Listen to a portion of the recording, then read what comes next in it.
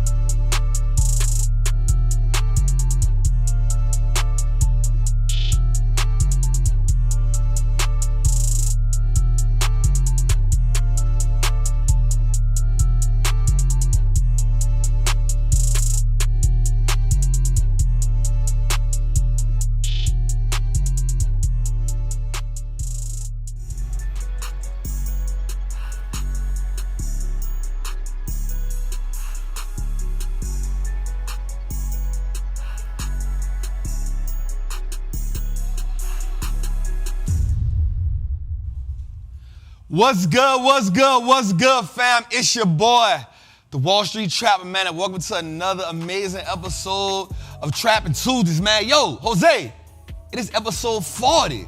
We got the big 40, Trap 40. I feel heavy tonight. Before I start off tonight, 2 days, what you got for me, bruh? I feel good. I need to hear something. You been in there all week. Let me hear what you got, dog. I be fake acting like I'm a DJ. Turn it up a little bit. I like that vibe. All right. I like the pianos.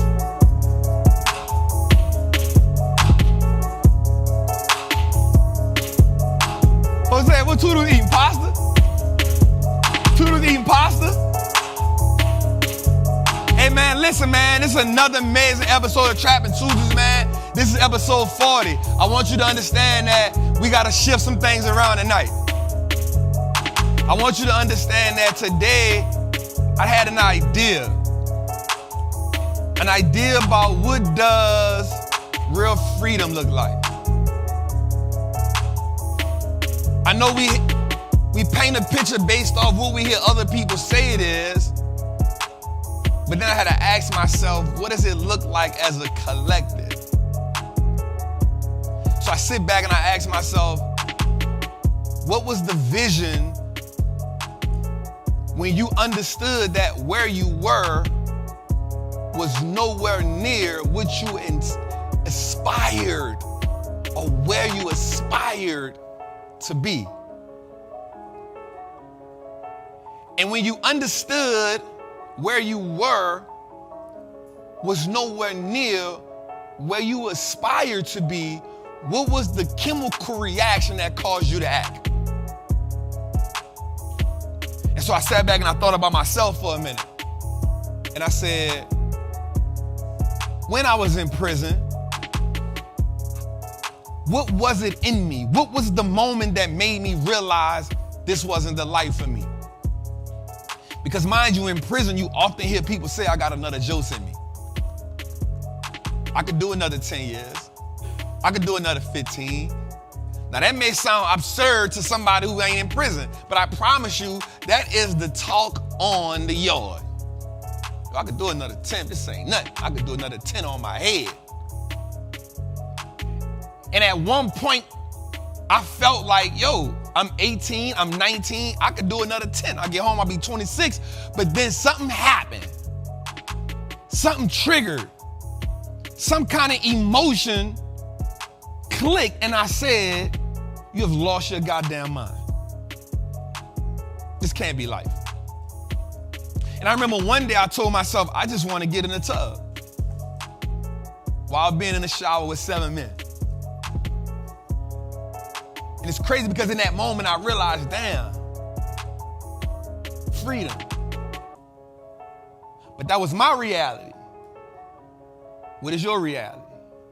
At what point one day you went to work and when you got off, you sat in the driveway and you sat there for 20 minutes before you moved and said, something got to give?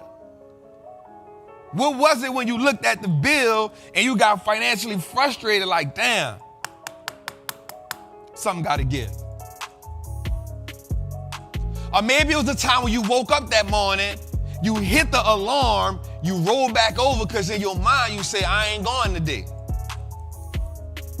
Or let's go a little further then. Maybe you're an entrepreneur, but you're still a slave to the business because somebody told you that entrepreneurship equals freedom and you haven't found out the freedom part yet. You found out the work part, but you ain't got the freedom part yet. So I'm asking everybody tonight we're going to talk about financial suicide. When did it click? When did it become apparent that what you were doing wasn't going to match where you saw yourself being? And then when you visualize that, if nothing changed, we talking about financial suicide. Lack of money isn't the problem. It's one of the symptoms of financial trauma that often leads to financial suicide. Ooh, shit, Trap. We starting early. Okay, let's say that again, because some people think that, lack of money is the problem, Trap. Lack of money, Trap. That's the problem. Once I get the money, Trap, everything gonna be solved. No.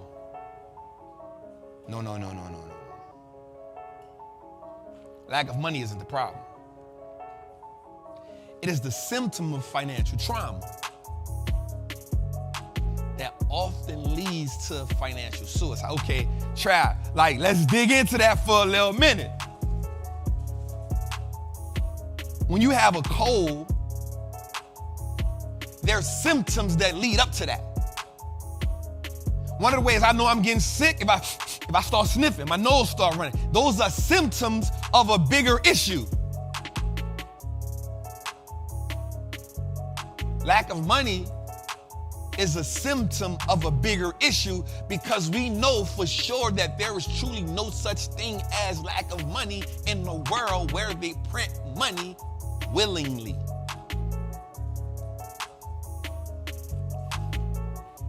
So how can lack of money truly be the problem?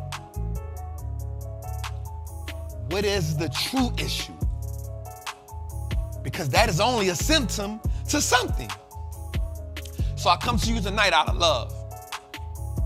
I'm gonna keep it real though. Tonight is gonna be tough. I think tonight, Jose, somebody might leave here like, I don't rock with Trap like that no more. Because what happens is I'm not gonna cater to your feelings tonight, which I never do. But tonight I might step on a couple people's toes. As we embark on a journey that has often devoured many participants. Everybody say they want to be wealthy. Everybody say they want to be free. Everybody say they want to be a millionaire because it sounds good in your mind, but when you got to start taking action, the journey get a little tough. The exodus to financial abundance often leads to financial suicide. What? The exodus, the journey to financial abundance often leads to financial suicide because what it takes to get you there, most people aren't willing to endure. The thought of wealth, the thought of millions, the thought of time freedom, the thought of generational opportunity, that makes you smile. It's like a jubilee. It gets you, you think about $1 million, you like, yo. You think about owning your 24 hours, you like, yo, I like how that make me feel. The idea of your kids having freedom, the idea of saying, I do this for my kids, I do this for my nieces and my nephews, I do this for my mother, I do this for my brother, I do this for myself. Yo, that make you feel good. It let off the endorphins in you. You get a high. You like, yep. But then you got to put the sweat equity in. but then you can't go out like you used to. Then you gotta budget. Then you gotta save. Then you gotta not spend. And the first place that you feel the idea of the financial freedom is in your bank account.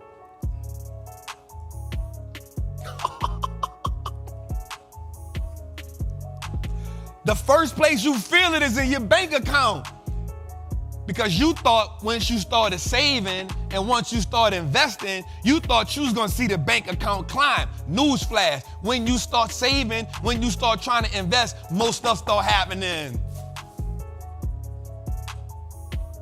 Dang. You right, Trap? Because soon as I bought that stock, that thing went down. You right, Trap? As soon as I put that extra $500 up that I saved and sacrificed for, I worked the extra overtime hours for, in my mind, I'm like, yep, this is gonna buy me this stock, but damn, Trap, the motor went out. Soon as I started saving, Trap, soon as I started making the adjustments, Trap, damn, a leak happened in the roof. Soon as I started saving, Trap, soon as I started investing, Trap, I had to sell my stocks because life started lifing. Trap, the endurance, the financial endurance that it takes to build wealth, you're gonna be tested. You're gonna be tested. So what happens when the reason why you started investing, what happens when the feeling why you start, what happens when that feeling is no more? You're talking financial suicide. Because then we revert back to our comfort zone. We revert back to the place of financial quicksand. We revert back to impulsive spending. We revert back to taking trips that we don't have to go on, buying things that give us the gratification in the moment. I think it was episode 37 when we talked about delayed gratification, fighting the urge.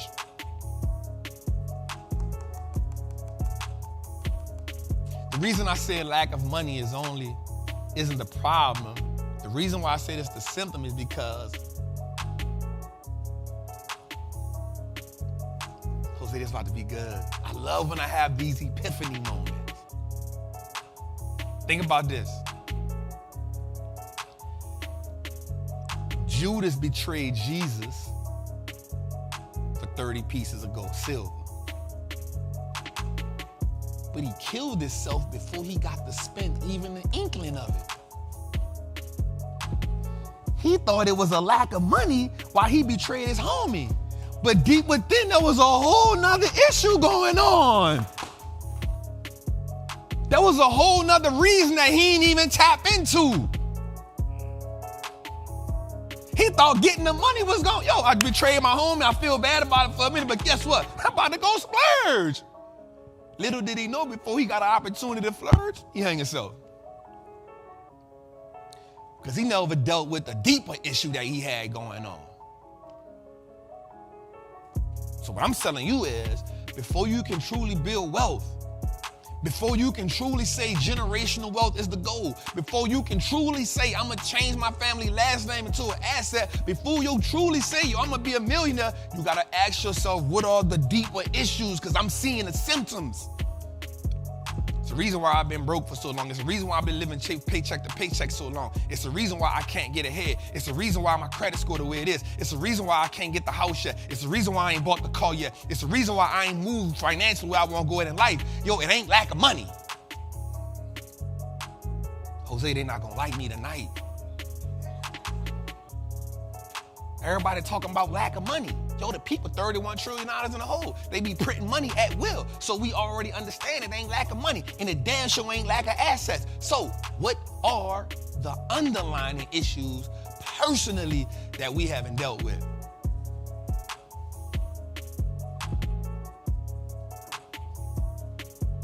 Okay, let's talk about me first. Because I like to talk about myself so we can give great examples. I made my first $1 million. I didn't leave out the house for 3 weeks.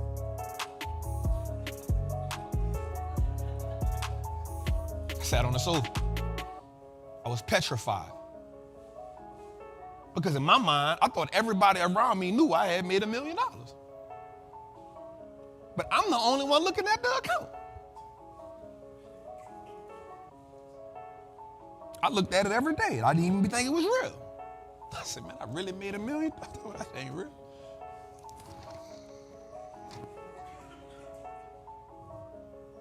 I wanted to call somebody and tell them, but I was scared they were going to turn against me because, see, I had issues. I had PTSD from the hood. I had PTSD of being there was a residue of poverty. No matter how successful I came, no matter how wealthy we became, there was still a residue of poverty. Okay, let me dig a little deeper. I just bought a 10,000 square foot home. Guess what? I bulletproofed the whole goddamn house. I'm dead ass serious. Cost me $50,000. I bulletproofed the whole damn house. Reinforced the doors, reinforced the back door, reinforced the front door, reinforced the windows on all 3 floors. Why? It's a residue of poverty. Gotta heal the financial trauma. It may sound funny. I'm talking real life here. The more wealthy you become, the more you have to dig in deep within yourself and ask yourself, yo, what are the symptoms that I see so that I can dig deep, so that I can truly let myself be free? If you don't ever free yourself, how the hell you gonna free your family? If you don't ever free yourself, how the hell you gonna free your children? Harriet Tubman couldn't free the slaves. She had to first free herself, and she had to taste it, goddammit. And once she tasted, she realized something. Yo, it's acquired. Once she tasted, she realized something. She said, yo, everybody need this, but watch this. She said, everybody can't go. Now, I don't know how true the story is that says she left and came back and left and came back. I like the analogy of understanding that everybody cannot go. But most importantly, you can't free nobody till you free yourself. So stop trying to show your family and friends, yo, you need to be investing. You need to be doing this. The first thing they want to ask you is, show me it work for you. You know why my family believe me? They see it work. We got to see it work. Man, once we see it work. Before I get into the lesson tonight, I want to ask you a question. What is the ripple effect of the experience and the actions that you're taking now? What's the ripple effect? So you feel it right now, you experience it right now, but have you ever thought about how will I experience it in the future? I often think about that to myself. I often ask myself the question, if I do this now, how does Trap in 5 years experience this? Real talk. It's something I do now because what happens is we get so caught up in the now that we forget that there's a tomorrow. There's a next week, there's a next year. And so while I'm cool with feeling like I made the right decision now, I rest well knowing I've set myself up for the future. Okay, let me use this analogy one time. How many times have you ever took a rock? I don't know. Some of y'all may have not been in a situation like I was. When I was young, one of the things that I enjoyed doing was going like to the lake or to the canal, taking rocks with my homies. We throw the rock, watch them skip. But I noticed something. If you ain't had the right technique, you get one skip, then the rock goes straight down. Some of my partners could skip, and that thing would go.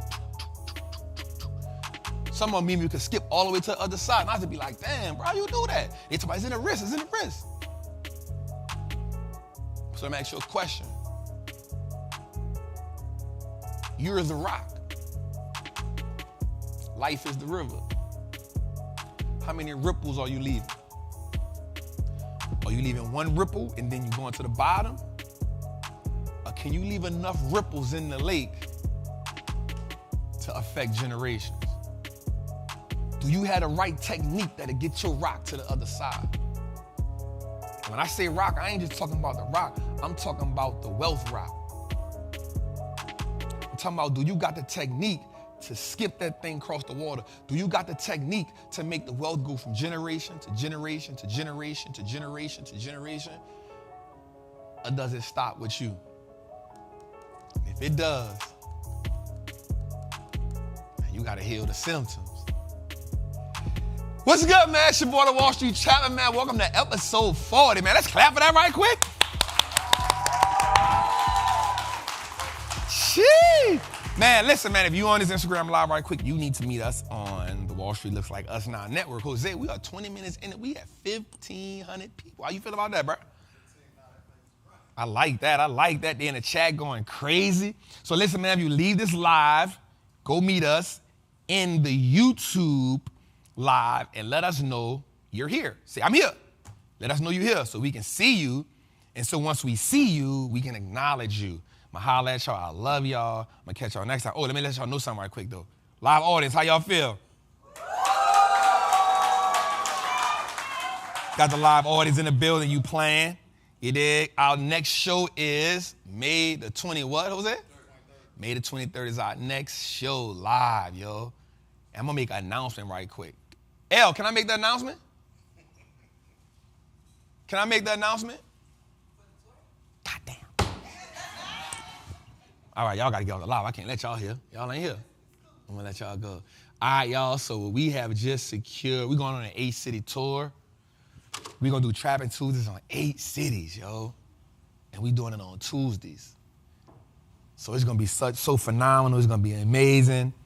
And I can't wait to bring the team on the road. I know for sure we doing Houston, we doing LA, Atlanta, Philly, New York, Chicago. Got to go to New Orleans. And we looking about adding, so that's going to be amazing. We can't wait to take this on tour. I think the world is ready for Trappin Tuesdays, you heard me? Let's clap for that. All right, man, so let's get into it. If you in the chat right now, man, make sure you like it. Make sure you subscribe. Hit the bell. You feel me? Share this out with somebody. Let's get the likes up. We got 1,600 people in with 543 likes. Let's get to 1,000 likes right quick, man. All right, so now that we got all that done, how y'all felt about the intro? Y'all know I be freestyling that? I be coming off top of my head with that, yo. I be coming off top of my head with that. Yo, I be feeling it, man. Because I love, there's this thing that I love. I think once you paint the picture for people, people understand the severity of change. I think once you paint the picture, I think sometimes we don't see it as vivid as we should. And I think we need people who, one, we can trust, people who we know really care, and people who we know that are actually showing us and doing what they're showing us that can paint vivid pictures. The reason why I love Fred Hampton is because he was in the trenches with the people. The reason why I love Malcolm X, he was in the trenches with the people. The reason why I love people like Angela Davis, because they was really in the trenches with the people, helping them understand and letting them see what transformation looked like. So when people see me, I want them to see, yo, that's what transformation looks like. And it isn't, it happens over time. So with that, man, let's get up. Y'all don't gotta get up, I gotta get up. That's why we gotta get up. So let's go, man. Dave, let's put it on the screen. Boom. You already know.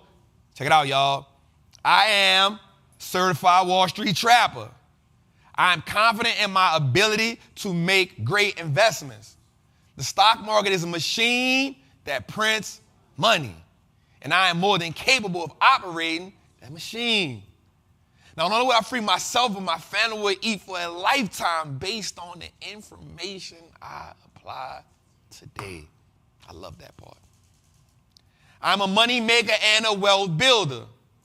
Today, I break the chains that anchor me to the poverty mindset. Yo, there's some chains we got to break. Some chains we got to break.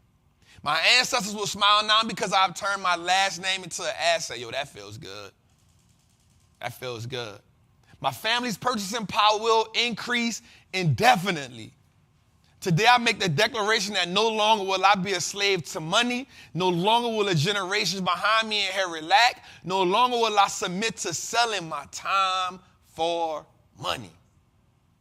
I am a first-generation millionaire. I am the architect of my family's legacy. I am a certified Wall Street trapper, and Wall Street looks like us now. Woo!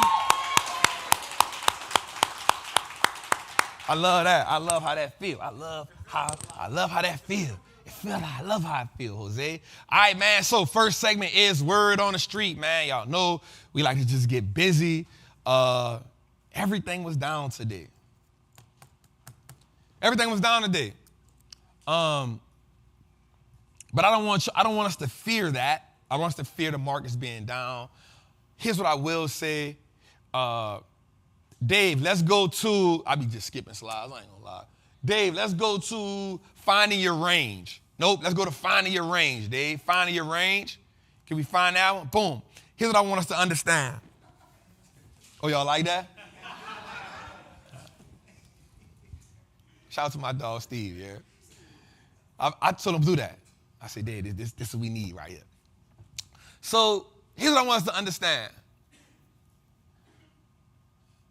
We are right now trading or in the same zone or the same range that we were in summer of last year. I want y'all to sit on that.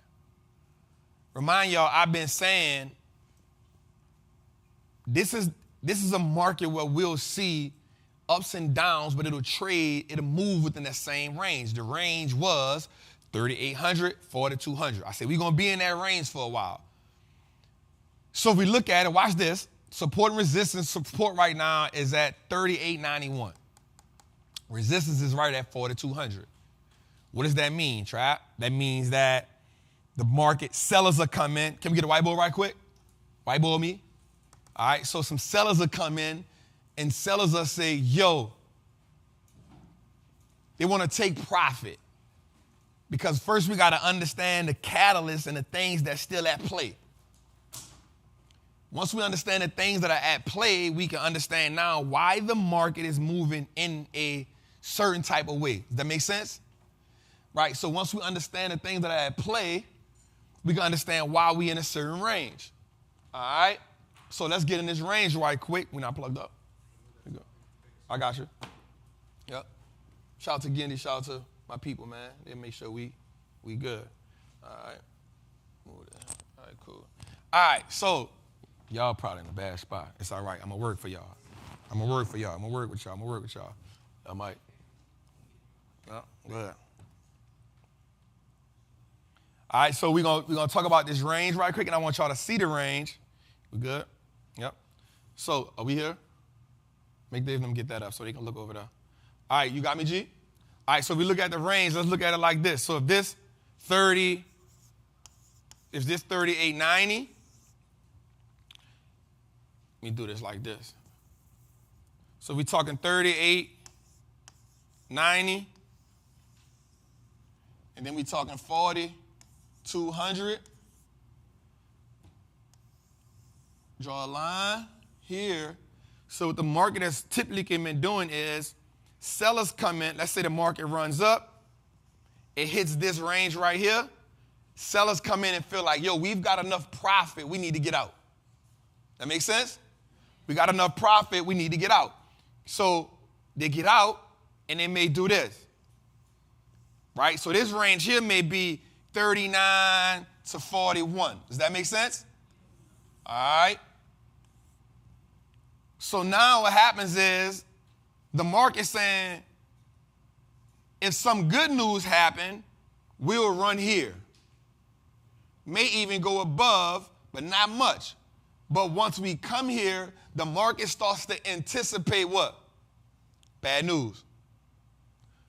Who makes the market go down? Sellers. So sellers say, yo, we've got enough profit, and we walking on, watch this, eggshells. So when the profits come in, they say, you know what, let's sell sell, sell, sell. Every day there is a battle between buyers and sellers. Every day there's a fight. It's not for us to decide who's going to win the fight. Y'all know my saying. We don't got to be right. We just got to be what? Just got to be in position. And so I saw somebody ask me, Trap, why do you keep saying that right now? It's because right now, the reason why I just need to be in position is because this doesn't last forever. This is only a cycle. The goal for me in a cycle is to just be in position long enough and endure the world spin in the cycle, so once we come out the cycle, I can let the position take me to profit. Does that make sense? That make sense? All right, so let's go a little further. So if we trade between, now watch this. Trap, let me make this make sense. Let me make this make more sense. Let me make this make more sense. So let me make this make more sense. All right, 73% of the time, the S&P returns positive. All right. 26% of the time, watch this, it's going to help us out. 26% of the time, it's negative. Y'all with me? Watch this. 73% of the time, the S&P is positive. 26% of the time, it's negative. Watch this. If I get in position, that is so good. If I'm in position, then I actually have the leverage to be what? Positive. To be up. Right or wrong? Especially, watch this. If, this is good, y'all, if we in, ooh, that's good. Ooh, that's good. If we in position during the 26%. That's the game changer. You know why that's the game changer? Because if we're in position during the 26%, we got a 73% ride. Does that make sense? So I need you to put in your mind, oh my God, where is my sweet spot? If you don't do nothing else, I need you to find that. If you don't do nothing else, I need you to figure out where your sweet spot at. So when we look at Dave, never mind, I'm going to come to it. When we look at the sweet spot trap, where your sweet spot at? I already told y'all where my sweet spot at.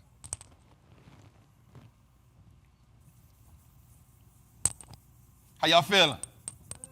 All right, cool. I hear pencils moving. Where your sweet spot at, Trap? Well, I like industrials. Well, how you like that, Trap? What falls under that? Oh, I would just say it like this. I'll do it like this. I like defense. So that's why I own Lockheed Martin. Why? Because I know America likes to go to war. I know America likes building guns. I know America likes selling guns. I ain't tripping. And I kind of like guns. Don't tell nobody I told you. I'm a peaceful brother. You feel me? I'm in Lockheed Martin. What else do you like, Trap? All right, don't judge me. Please don't. Watch this. This is going to make y'all laugh, but I'm dead serious. Put this over here.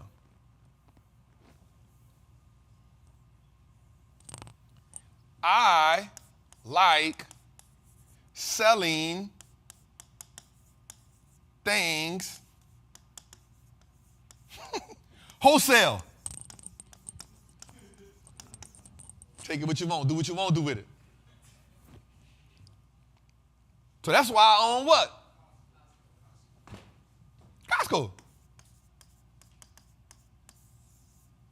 Now, Trap, why don't you like Walmart more than you like Costco? Well, that's where your research comes in at.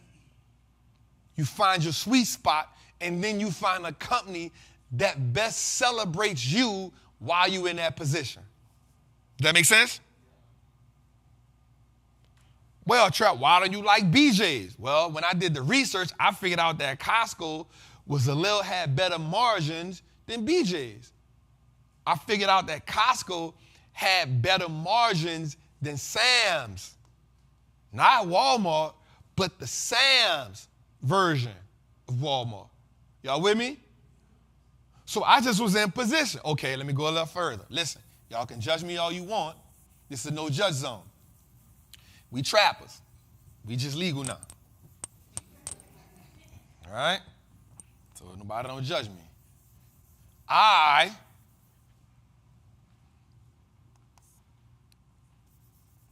am a reformed trapper. So who do I like? Eli Lilly. What do? Sell drugs. Legally. I made myself understand the company. Just keeping it real with you. I understand the product. I understand the marketing. I understand the branding. You're not going to find me in something that I don't understand. That ain't my sweet spot. That shouldn't be your sweet spot.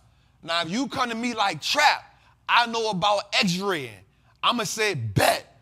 I might don't invest in it, but because you understand it, that's where you need to be at. So all you got to do now is put yourself in position, not with what you use, but with what you understand. That's why I changed the game at. Because for the longest you're going to hear, invest in what you use, invest in what you use, invest in what you use. But here's what I've realized. I got AT&T, but that stock is trash. I don't want no parts of it. No, I used to own it.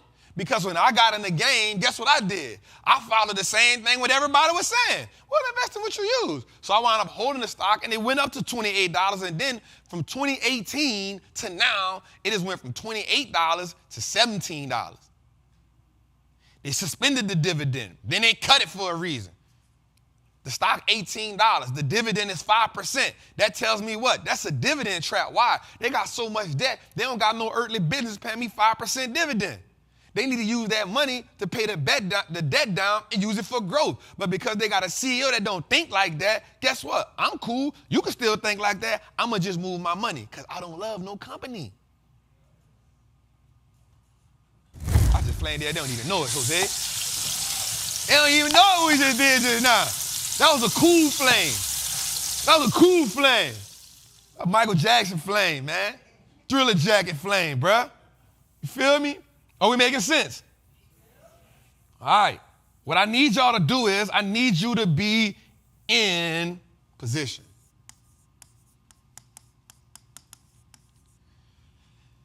Being in position is so important right now.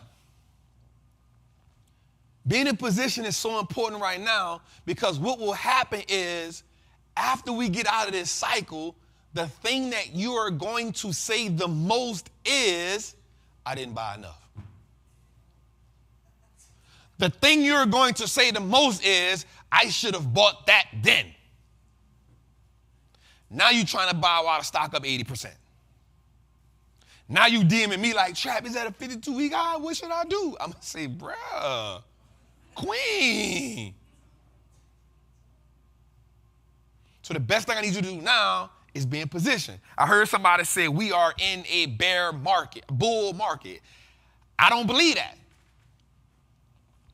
And the reason why I don't believe that is because of this. The high for the S&P is 42.90. I'm lying. 47.26. That was February 2022. That was the high. We're struggling to get to 40, 42. Yes, we do see stocks right now that are up 60, 70, 80%. That is a thing. Dave, do me a favor. Go to the slide where we say 6 stocks make up 53% of the gains in the S&P 500. I know my information like the top of my head. The slides be for y'all, not for me. I promise y'all. Go to that one, Dave. I want y'all to see something. I want y'all to understand something. It's like a little graph, Dave. I want y'all to understand something. These 6 stocks. It's Facebook, Nvidia. There we go. Not that one, Dave. Could be another one. Nope. It's going to be like two.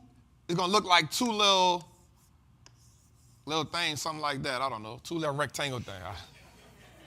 There we go, Dave. There you go. You got my little stick figure, bruh. I want y'all to understand something.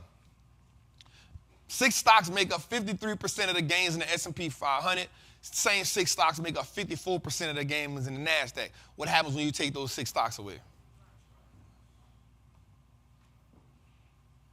Microsoft, Google, Meta, Amazon, Nvidia, Salesforce. What happens if you take those 6 stocks away? Mind you, let's give it a little more perspective here. Mind you, as of today, this is as of today. Mind you, as of today, the S&P 500 only up 7%. Bless you. What? God bless the truth. What happens when you take 53% away from 7%?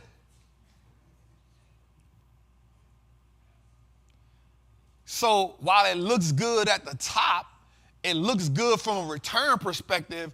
When we look at the bigger picture, it looks horrible. I'm a big picture thinker. I want you to be a big picture thinker. It's kind of like looking at a car and you're like, damn, well, that car look good, until you look at the motor and you say it's a lemon.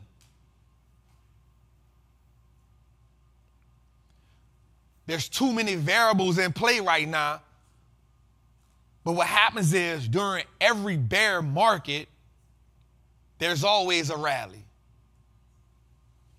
It happens.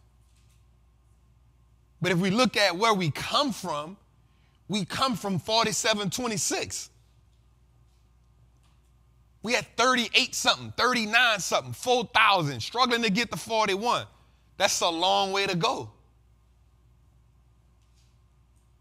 We not where we need to be at until you get back over 47. That's going to take some time. Watch this. We don't go from 38.26 to 47.93 like this. That don't happen. This don't happen.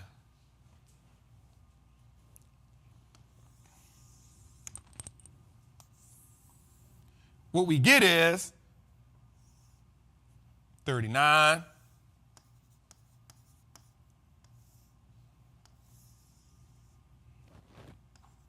37, 40, 4,000, 38, 41, 36. That's how we get there. Can you endure this? That's what separates the great ones. That's what separates the people that's going to make the money from the people who are going to lose money and stay on the side. Does that make sense? This was going to separate you. Your ability to endure during the process. Before you can give birth to wealth, you got to nurture disruption. The disruption of your money, the disruption of your investments, the hard-earned paycheck money that you put in the market that you thought was going to go straight up because of some kind of way somebody told somebody that the stock market goes straight up. I don't know who that person was. They lied. Let me be the one to tell you. But what happens is if we go back to that 73%, we just got to endure 26%, y'all. I'm willing to endure 26% to live in a 73. And we're not talking about over a short period of time. We talking about over 93 years. That's been the ratio.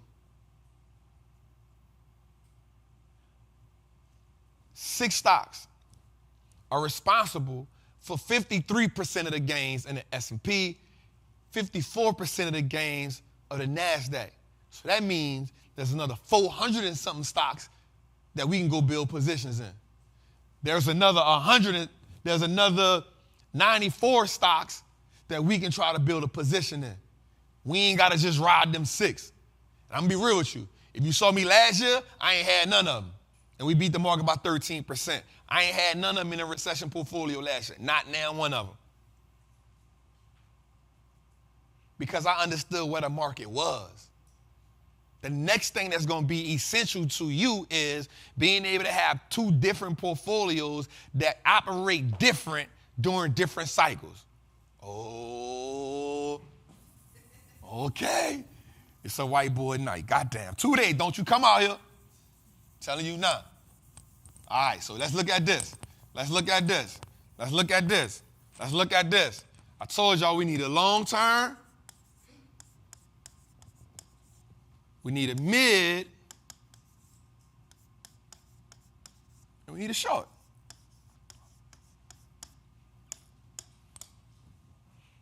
This one capitalizes off market emotion. That make sense? This is the recession portfolio. All I do is sit back and watch. Last year, what the market rewarded? Oil, defense, consumers. What did I do?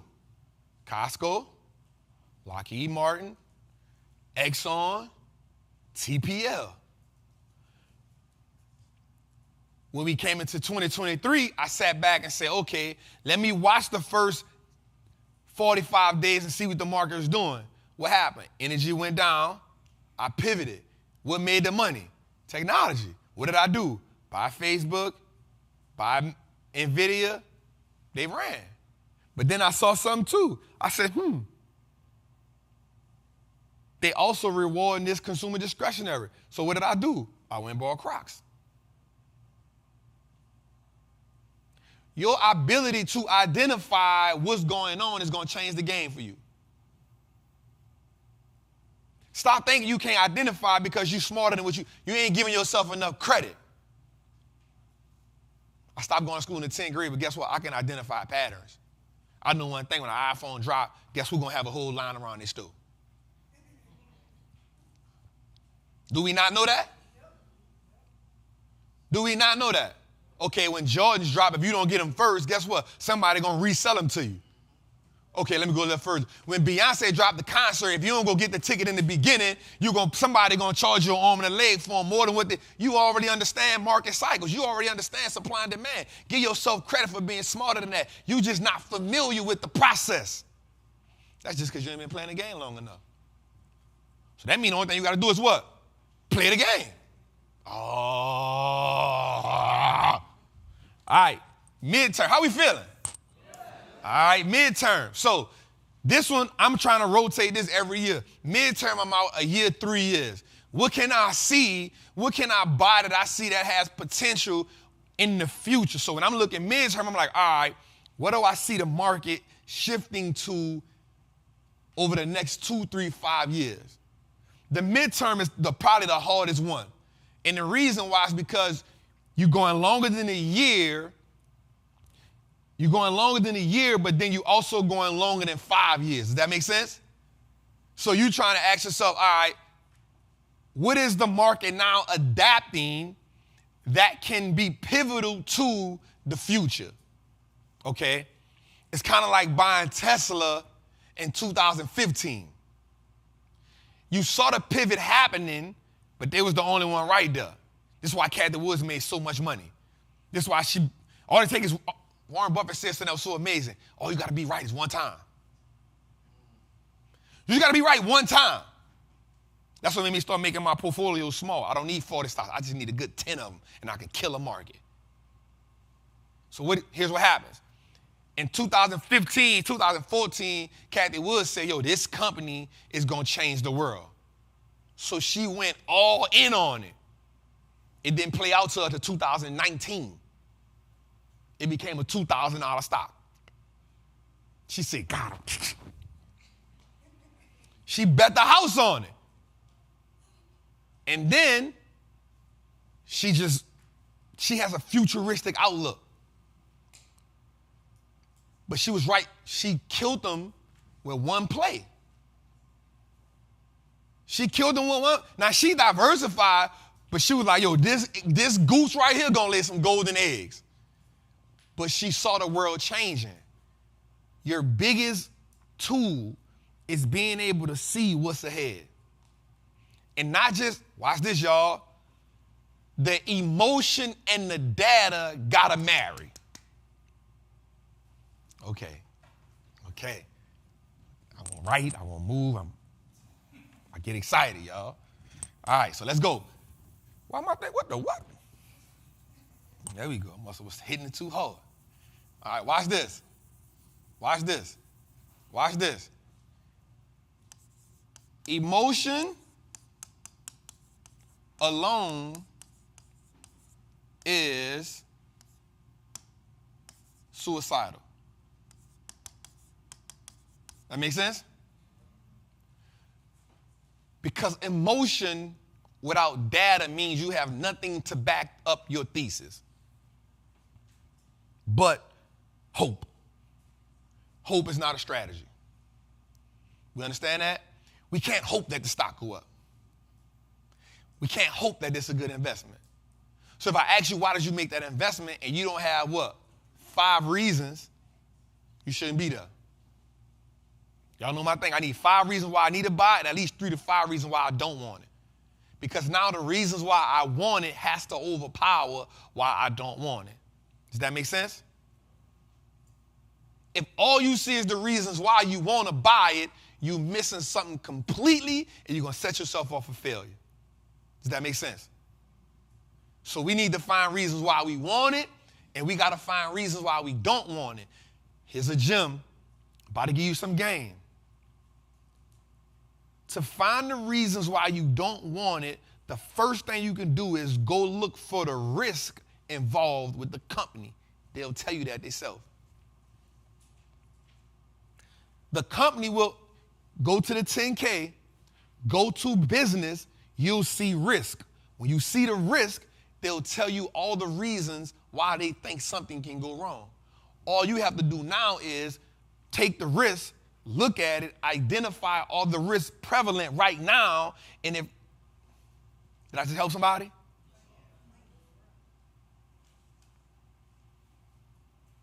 If we understand a risk that's associated with the company, we now understand the dangers. If we understand the dangers, we can then identify the dangers while they're happening. Does that make sense? But if you don't know the risk, you don't know the competition, then you don't know the business. If you don't know the business, you shouldn't be making the investment. God damn. We on fire tonight. All right, Tootie. You don't got to tell me speed up, dog. All right, so, Dave, since we here, Dave, let's just back up 2 slots. Let's go to, no. Let's go to the one with the graph you showed me first. Shout out to Dave, man. All right, here's what I want you to understand right here. Here's what I want you to understand. Shout out to Steve for the triple beam. God damn it. Here's what I want you to understand right here. When you're looking at the S&P 500, I want you to understand something. Here's how it's broken down in the top maybe 10 companies. I want you to understand something. Apple and Microsoft makes up 13% of the actual S&P 500. So anytime you see Apple and Microsoft down, it's a good chance the S&P 500 is going to be down. Because two companies make up 13% of it. Does that make sense? All right, so let's go a little further. Now you'll see Amazon makes up what? 2%. Nvidia makes up what? 1%. Alphabet, Google, A and C makes up 1.88, 1.64. Berkshire makes up 1.6. Tesla makes up 1.4. Meta makes up 1.4. United Health makes up 1.4. So all of the companies outside of the top 3 make up only almost 2%. Does that make sense? Watch this, y'all. Watch this. If you wake up one day and you see Apple, Microsoft, and Amazon down, what does that mean? I mean, the S&P probably going to be down. Means the S&P probably going to be down. I'm about to show you something. You got 500 companies. 2 companies make up 13% of the returns. Almost 14% of returns. Watch this. Watch this. 3 companies make up 16% of the returns. If those 3 companies are affected hard, the S&P is affected hard. When you build out your portfolio, I want you to find 3 companies that you love the most that's going to build your wealth for you.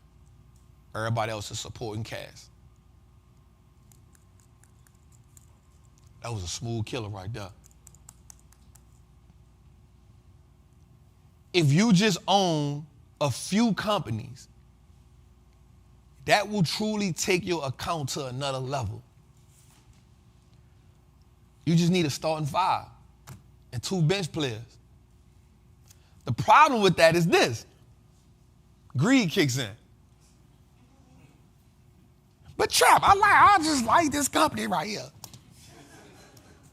But Trap, I use it. You told me be in position.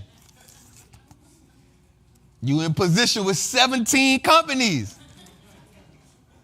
Which one you like the most? So I was talking to my mentees. I'm talking to my mentees, Trap Masters. Shout out to Trap Masters, man. Shout out to Trap Masters. I see you, Queen. So I did this thing with my mentees called a portfolio audit, right? So I did it with them. You did your portfolio audit? You didn't do your audit, huh? You should have did your audit. Yeah, you need to do your audit. So I'm doing my audit with them, so I'm looking at their portfolio. And look, they know I'm going to look at the portfolio, right? So the first thing they do is, Trap, let me tell you. This was before Trap Masters. I'm like, but you've been at Trap Masters for a year. Why you ain't check? That's what they tell me. Everybody tell me the same thing. This was not Trap. This was before Trap Masters. My thing for y'all is this. The market has over 6,000 companies, y'all. We don't need to own all them companies. I promise you, if you set portfolios that match your goals, you can now eliminate, you can trim the fat. I challenge everybody that's in here, and I challenge everybody that's online, trim the fat. Watch this, though. I'm going to tell you something that's real. You down 90% on some of them companies, and you refuse to let them go.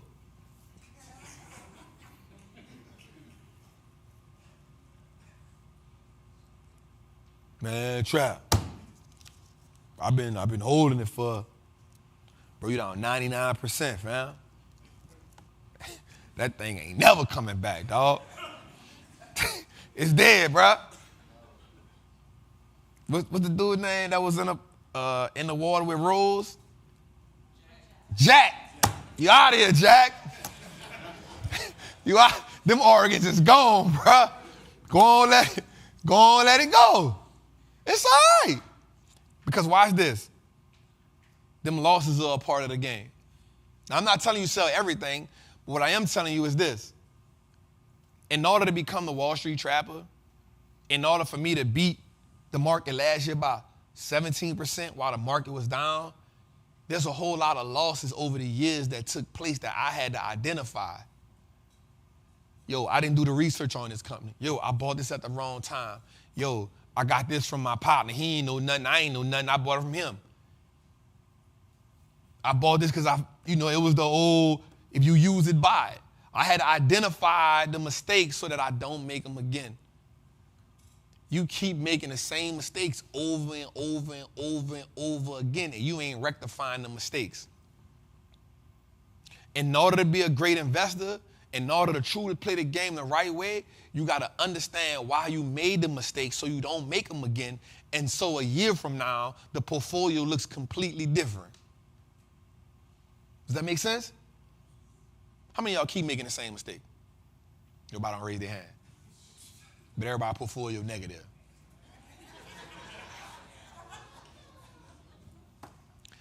My portfolio negative. All right, let's go to the next one, Dave.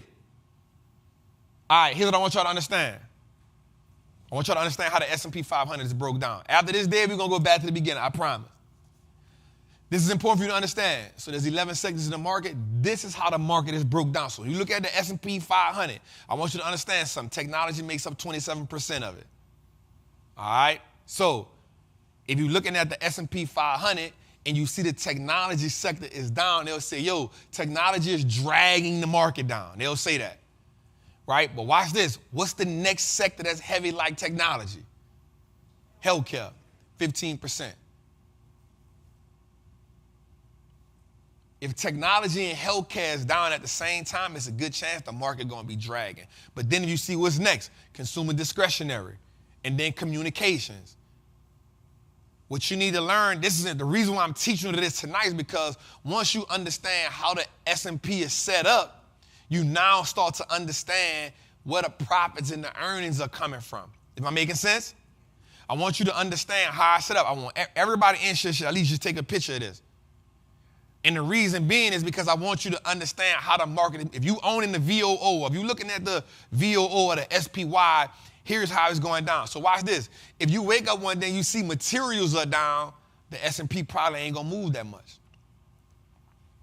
If you wake up one day and you see energy is down, the S&P probably ain't going to move that much. But if you wake up one day and you see technology and healthcare down, it's a good chance the S&P could probably be down. That makes sense? Now you're starting to understand why the market moves a certain way. Right now I'm putting you into the psychology of the market. Right now I'm putting you inside of why the market is moving the way it's moving. So watch this. Question. The S&P was down 13% last year. But watch this. The NASDAQ, which is consisted of a lot of tech stock, was down 33%. You see the correlation in that? Okay, if you don't see the correlation in it, let me show it to you. If the NASDAQ consists of majority, 96% of it is technology, and technology is also 27% of the S&P. If technology, the NASDAQ is down 33%, you would need everything else in the S&P to be up to compensate for the 27% being down. But because not only was technology down, also financials was down, also real estate was down, also utilities was down. Only thing that was up last year real good was what? Energy. It only made up what? 2%. That 2% ain't enough to hold up the whole market. Am I making sense? So if we start to understand, I'm about to give you some game right here. There's some game nobody ain't going to give you. If you can start understanding what sector the market is rewarding, you now understand how to play your short-term positions. We're going to let that one sizzle. Won't you let it sizzle? You ain't going to touch it. If technology is down 33%, in your long-term portfolio, guess what you need to be buying? If that's your sweet spot. Technology. If you understand it. if healthcare is down 50% as a whole, and you understand healthcare, you need to be buying healthcare where? Your long-term portfolio. Because we already understand that 73% of the time, the market gonna do what? 26% of the time, the market gonna do what? All right, so if the sector, not just the stock, the sector, it's two different things. If the sector is down and you understand the sector, then in your long-term portfolio, you can be adding positions. Watch this. You go to your short-term portfolio, the recession portfolio, and you figure out, yo, if tech is down, what is the market rewarding, Trap? Oh, energy? Guess what I'm gonna go buy in the short-term portfolio? So I can take advantage of the current situation.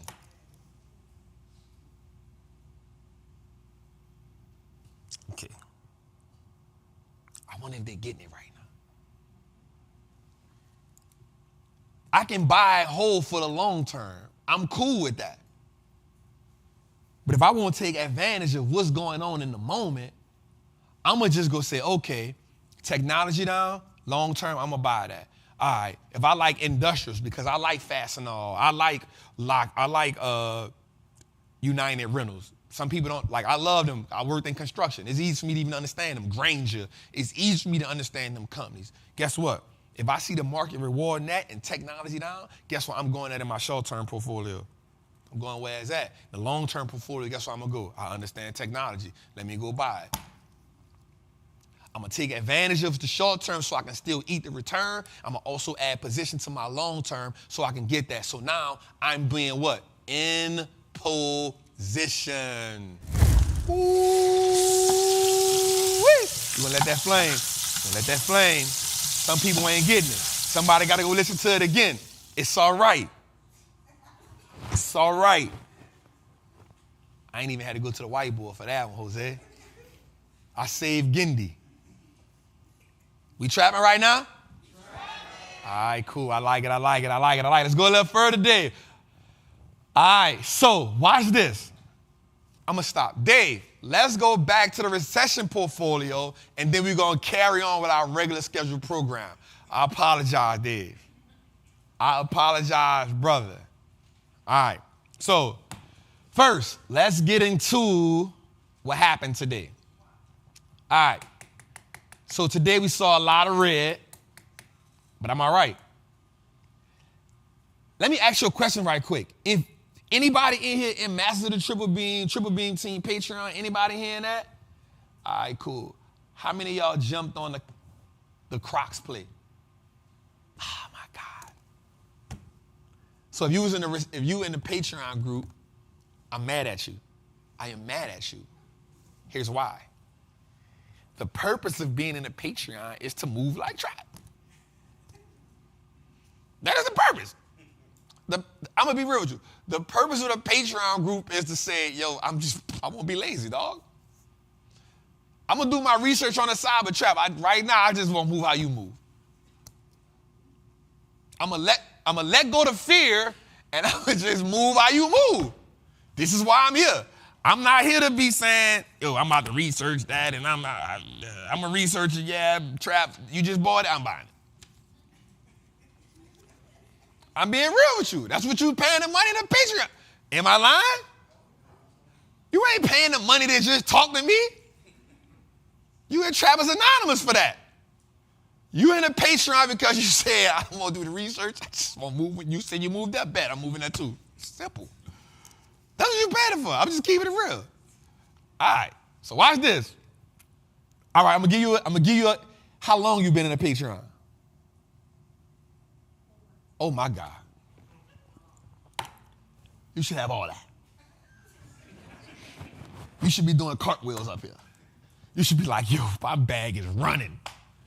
Okay. So in the last 2 months, in the last month and a half, we bought Crocs, Lockheed Martin, Nvidia, and TPH. In the Masters of the Triple Beam, in the Triple Beam team, in all areas of it, I literally said, yo, about to buy Crocs, y'all. We only had Crocs for 6 weeks now. We up $6,000. Now, you may not be up $6,000 because I think I got 200 shares, but guess what? You can be in the green. I don't care if you bought one share, our percentage is still the same. Investing is a game of return.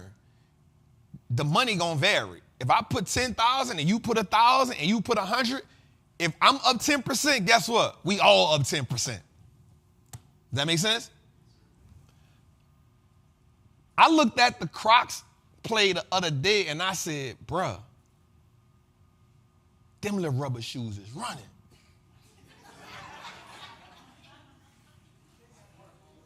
I've been had them on the list for a while. I got to get my Trappers Anonymous members a thing.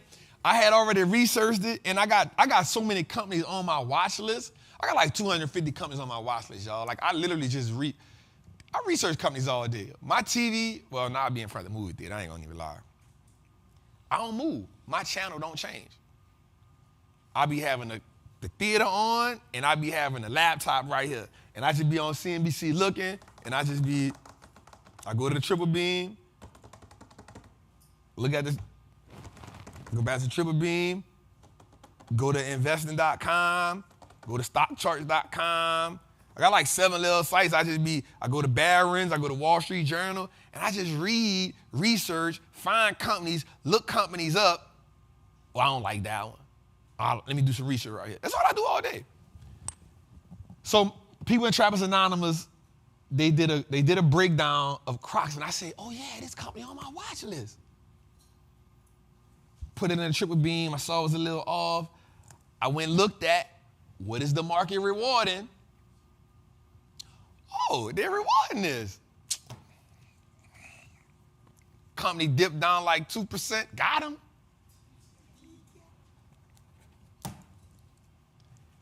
That thing going crazy.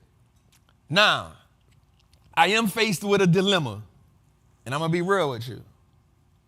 I am faced with a dilemma. I'm faced with the dilemma that the tech stocks may be running out of steam.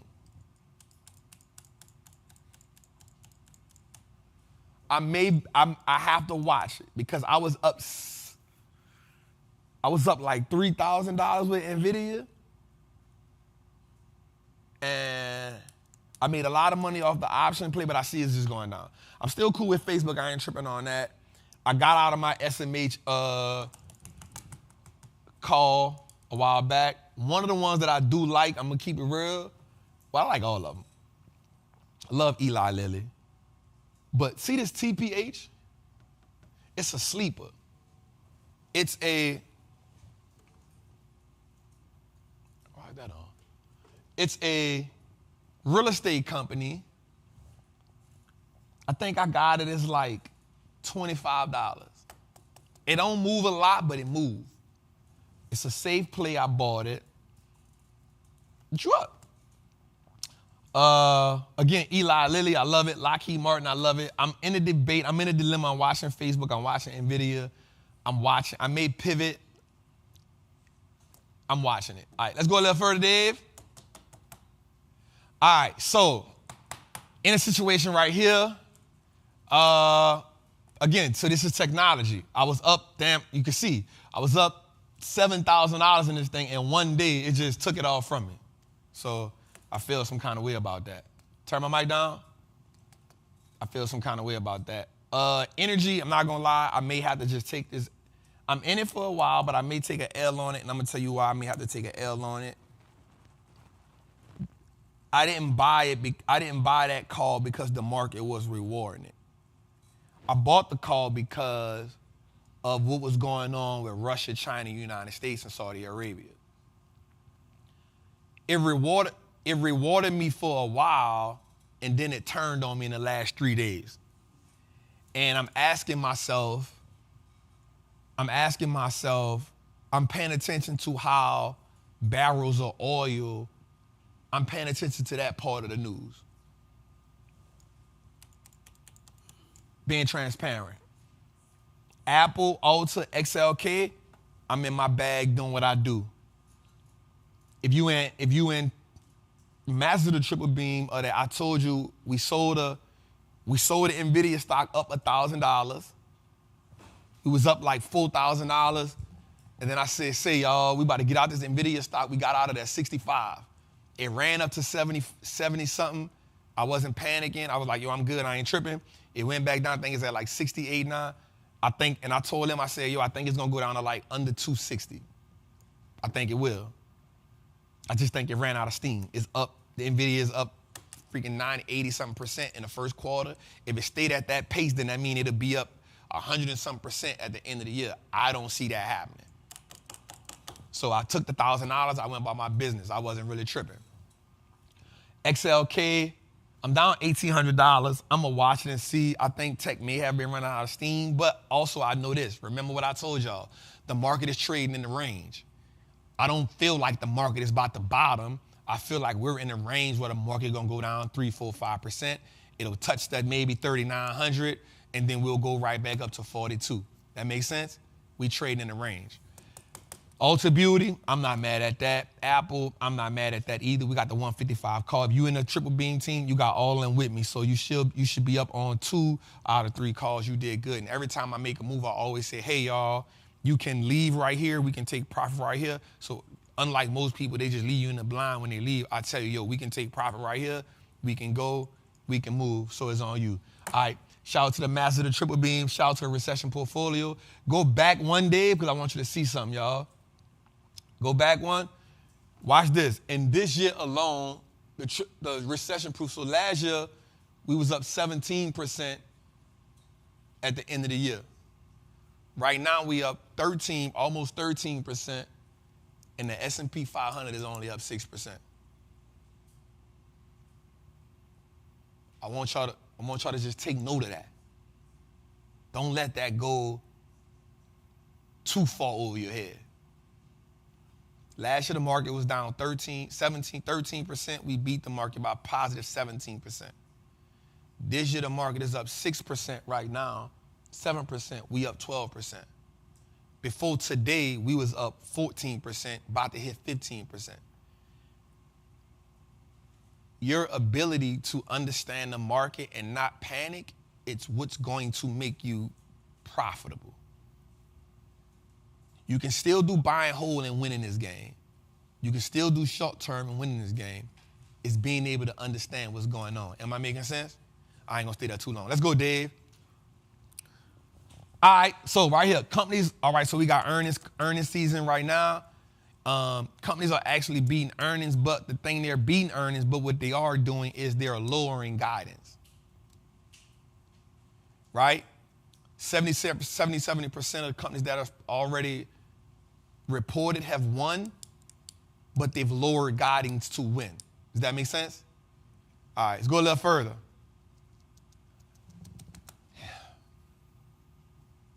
Everything that the market does doesn't always mean it's going to do it again. I always say that. I got that from Mark Twain. The market doesn't often repeat itself, but it rhymes. Meaning sometimes it'll skip a beat. April was supposed to be, April, the market is a great month for April. Well, we was only up 0.7%, not even a whole percent in April. Year to date, we up 7.7%. This week, we flat. Actually, we down now because of today. So you'll hear people say during this election time, this is supposed to happen. Well, every time there's a situation that's going on that depends how the market moves. We always got to take into account the things, what's the word I'm going to use? The events that's taking place. One of the best things you can do is understand current events. Because current events connect to feelings. Feelings connect to stock prices. Ooh.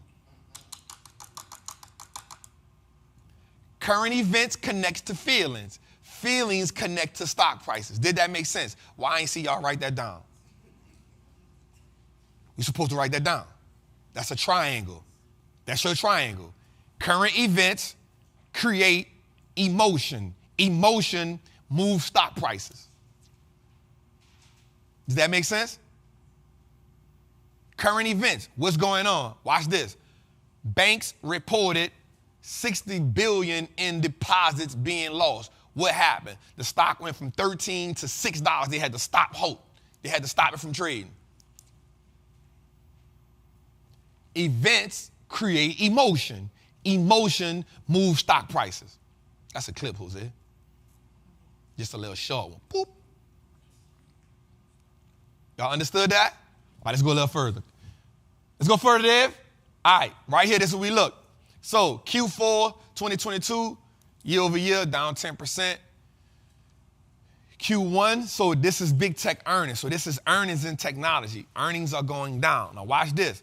So Q2 is expected for earnings to be down 5.7%. Here's what they're expecting. They're expecting Q3 and Q4 earnings to go up. Why? Because, watch this, y'all. This is important. All of the rate hikes from last year will now go into play Q3, Q4. All right? Y'all know they was hiking rates up, right? They kept hiking rates up. Those rate hikes are what's called lagging indicators, meaning, watch this. I'll give you an example of a lagging indicator. How many people have been in a car accident before? All right, me too. The first day your neck don't hurt. The first day your side don't hurt. Emotionally you distraught. Man, I can't believe they hit me. What, them people blind? By day 5, you like, yo, my back killing me. It's a lagging indicator. Same thing with the stock market. Damn, that was a good example. Where the hell I got that from? I don't know where that came from. Thank you, God. All right, what happens is the lagging indicators happen now, but they take quarters to really be felt. You with me? Makes sense now? The lagging indicate when they spike, when they rate hike, the market reacts in the moment because they understand the long-term effects of the rates. But by the time the rates take place, that feeling has already wore off. So it doesn't affect the market as much now as it did in the moment. Oh my God. That was good.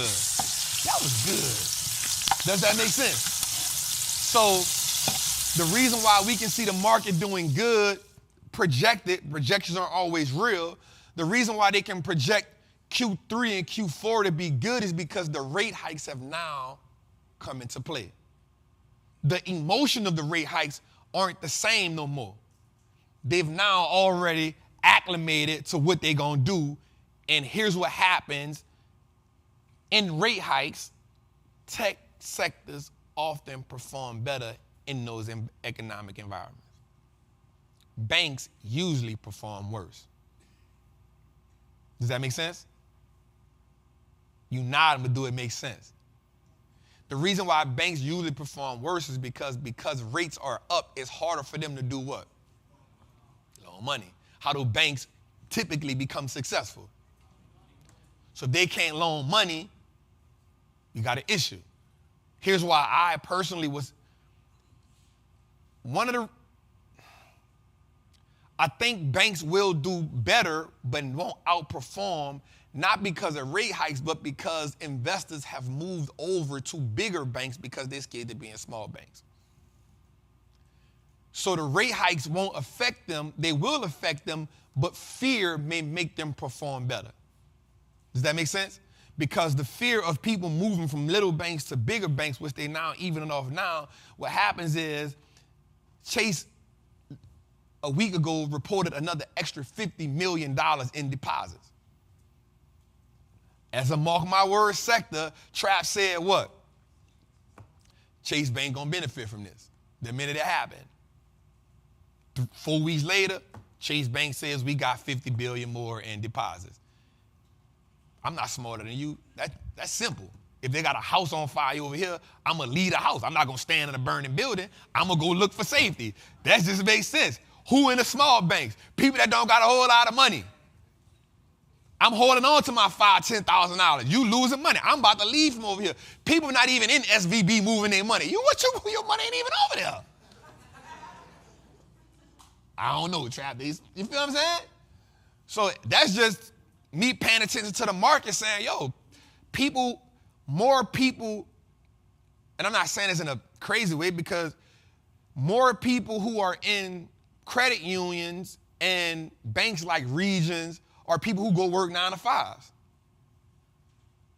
So if I've been putting my paychecks up in here, bro, if you telling me small banks ain't going right, I'm going somewhere that got $3.2 trillion in assets because I think my money's safe over here.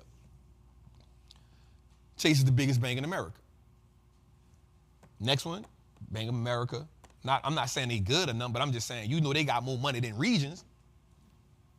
You ain't a rocket science to know that they got more money than Regions. You ain't rocket science to know they got more money than the credit union that's only in your neighborhood. That credit union ain't nowhere else but in your neighborhood. It's just convenient. And you've heard that the credit union is the best place for your money until you see little banks losing money. Then you don't care about that credit union. Give me all my money, fam. I need all 10,000 of my dollars. I'm going to put them right over here. It's just common sense. It wasn't even that I was smarter than y'all. It's just me understanding how people respond to trauma. Make sense? Y'all smarter than y'all give yourself credit for. All right, let's go a little further, Dave. What is this? Okay, here's what I want us to understand. Watch this. I want you to write this word down. Multiples. All right? Multiples. It's not hard as you think it is. So when you look at PE ratio, that's called a price multiple, right? Price to earnings, meaning the price what I'm paying for how much the company is earning. Does that make sense? If you got the Wall Street Trappin course, you're probably about to be mad at me because I'm going to get this away. But it's all right. You got a whole bunch of game. Let me get this away for free for the people who don't got the course. Chap, because somebody going to say, Chap, you told me that in the course. What you doing telling the people that? I give you a whole lot of other game that they're not going to get. So let me do this. All right, so one of the things you're going to look at when you're looking at a company is this. I might need the whiteboard for this. I don't need it. One of the things you'll learn is this. Price multiples are everything. Price multiples are everything. Because you start to understand, watch this. In the start of I need the whiteboard. Whiteboard me, dog. Man, you know my dog needs some help. That dude 115 soaking wet, bro. Help my dog out, bro. All right, watch this. Price multiples are important. Khadijah, I see you. Khadijah like, Trap, you be giving too much. Khadijah be on me when I give people game, yo. She be like, yo, you mine, Trap. That's how she be feeling. Not in a bad way, but like, you my mentor. That's how she be feeling. You my mentor. Don't be telling people stuff you told me. That's how she be feeling. Khadijah, I tell her all the time, you got to share, man. She be like, you my mentor. Khadijah go give other people mentorships and be like, man, the people can't mess with you, Trap. She do that all the time. She be like, you gave me so much game. I love Khadijah, man. That's my girl. Shout out to New York, man. She boogie down Bronx to the death of her. All right, so let's watch this. Can y'all see me? And if you right here, just check that out. You hear me? Ain't nothing. I'll try my best to help y'all, but ain't nothing. I couldn't cut this down, fam. All right, so watch this. Let's put this in perspective. Price, I'm gonna start with this. Price is everything.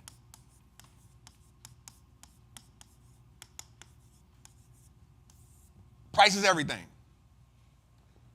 All right.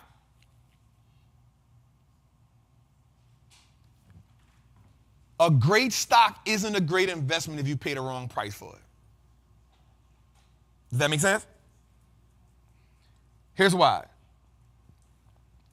If I buy Facebook at a 52-week high, it's a good chance that once it hit the 52-week high, it's going to do what? So at that point, I could have just been patient and waited for it to drop. Side note, never buy a stock at a 52-week high. You're gonna go against a lot of stuff I say sometimes because it's easy It's easy for you to listen to me while you're in my presence, but when you by yourself, you start doing whatever the hell you want to do. Right? Man, Trap tripping. I'm about to buy this. He ain't going to see my portfolio anyway. I get it. But hold on to this one for me. Never buy a company at a 52-week high. It is always going to come back down. At least, can we agree just to do that for me? Trap, I'm going to listen. All right, on the count of three, Trap, I'm going to listen. 1, 2, 3. That's all I need you to do. Some people like, shit, I'm buying it. The right stock at the right time. I just get that money. I don't care. I'm a financial trauma. Just get it when I get it. All right. Buying a great company at the wrong price can 100% be detrimental to you. The reason why is because once you buying it at a 52-week high, what will happen is big investors are going to say, yo, this thing is exhausted. So I'm going to sell, and you never know how much they're going to sell. Now what you got to do is you got to average back into it to bring your cost basis down so you can start seeing profit at a different price. Does that make sense? Okay, this is a whiteboard moment. Let me get back from prices everything. 2 days, it's a 3-hour night, bro. Don't even trip. All right, I be trying to get out here a little bit early, dog, when y'all be in here, but I love teaching, y'all. I'm not gonna lie, yo. I love teaching this, y'all. So if you yawn, I'm gonna feel some kind of way.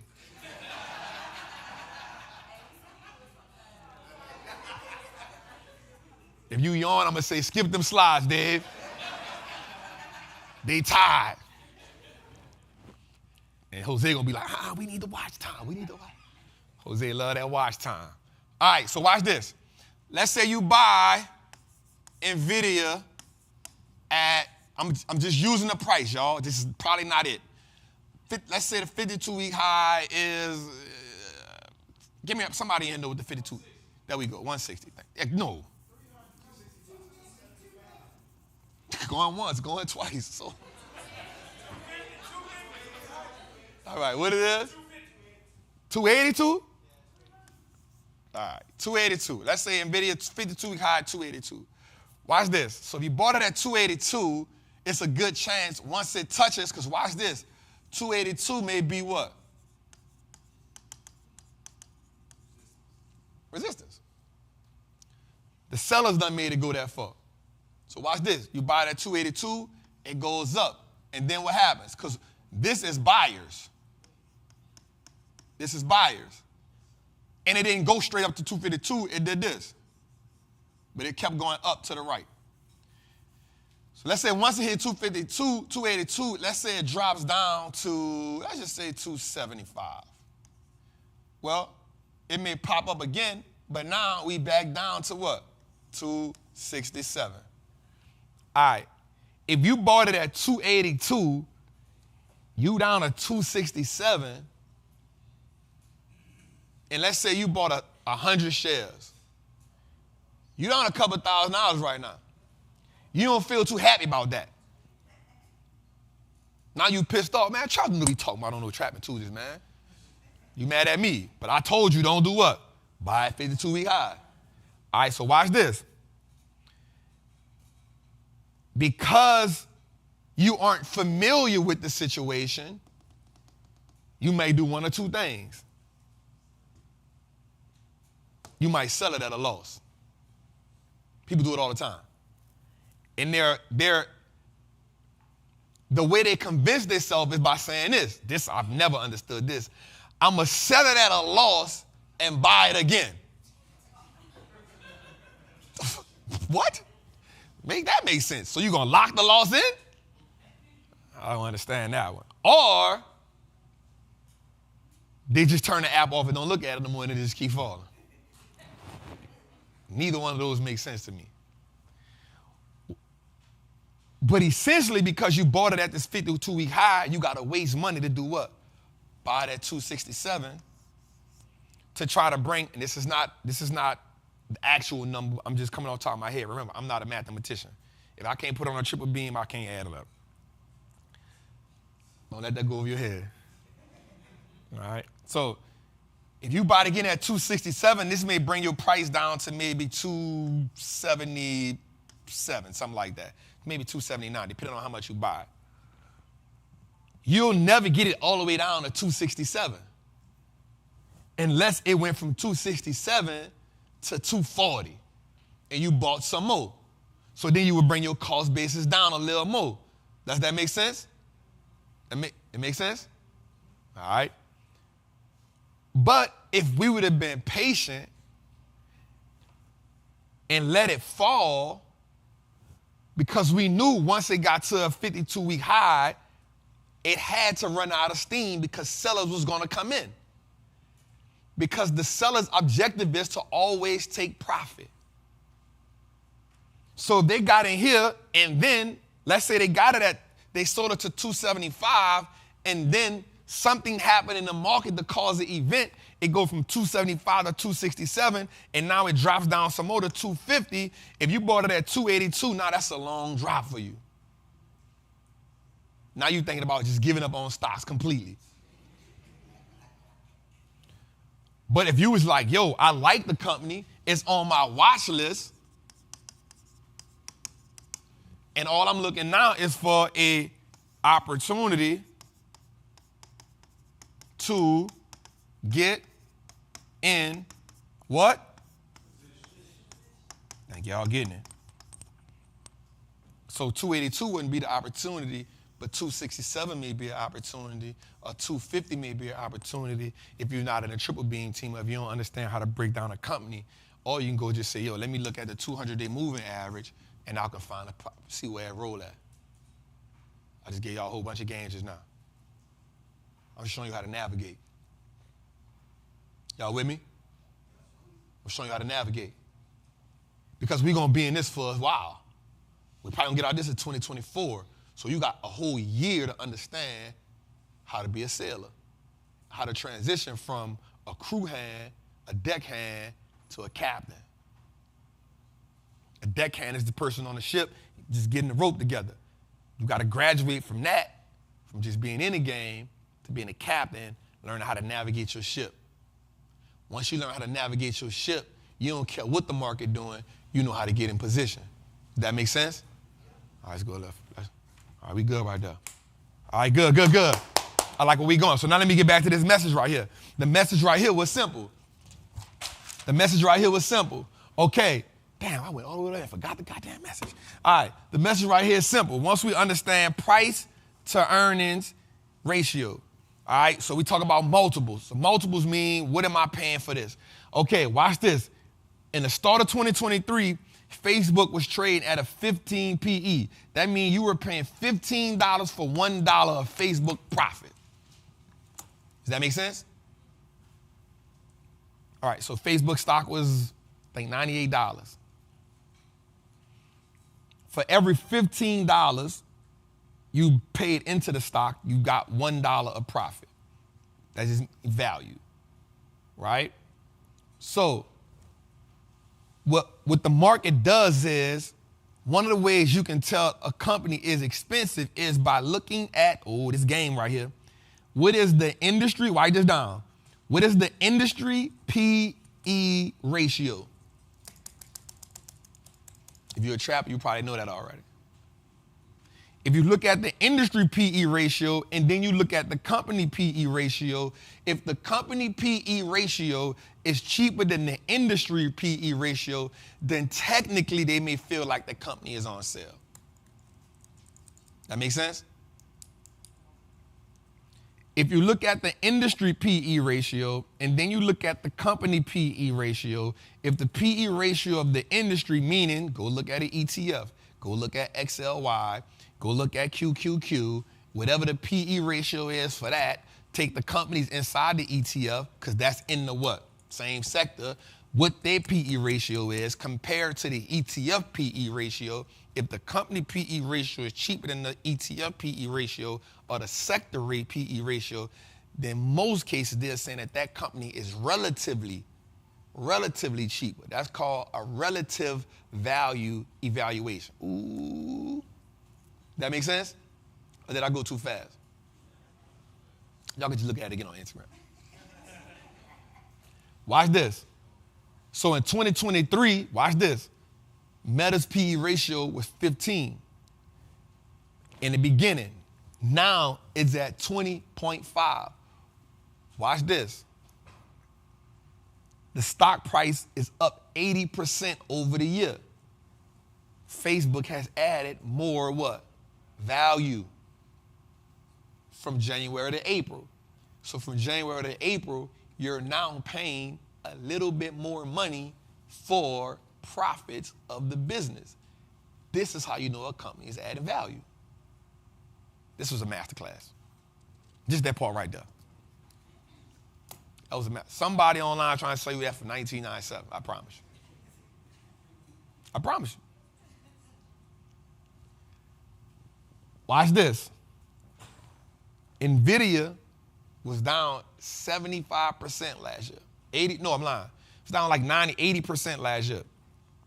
Because right now it's up, I think, 60% and it's still down 40% from its all-time low. But watch this. It started 2023 at 34 times PE, meaning it had a 34 multiple, right? So you paid $1 for $34 of Nvidia's profit. Right now, the stock is up 60, 70%. What happened? The PE went up because the company did what? Added more value. The market saw that what? The company was more valuable. So as the company stock price went up, the PE went up, which means the multiple went up. We making sense right there? Same thing with Tesla. Tesla was trading at a 23 PE in the beginning of the year. Why? Stock price was beaten up. Stock price was down. As the stock continued to increase, the PE went up to 46%. Trap, how can I understand if the PE is high and the company is overvalued? Well, go look at what ETF, sector ETF. So you want to find a sector ETF, go to SPDR. It's called the Spider ETF. Yo, this is so much game. It's so much game. Go to Spider ETFs. Go see what Tesla is and go see what is that PE ratio. Once you figure out what that PE ratio is, you compare that PE ratio to Tesla's PE ratio or any other company's PE ratio. If you want to find out healthcare, it's XLV. You want to find out what energy is, it's XLE. You want to see if a company in the healthcare sector is overvalued, go look at what the XLV PE ratio is, and then go look at that company PE ratio, and that is the industry normal. What you just now did is did a relative value evaluation.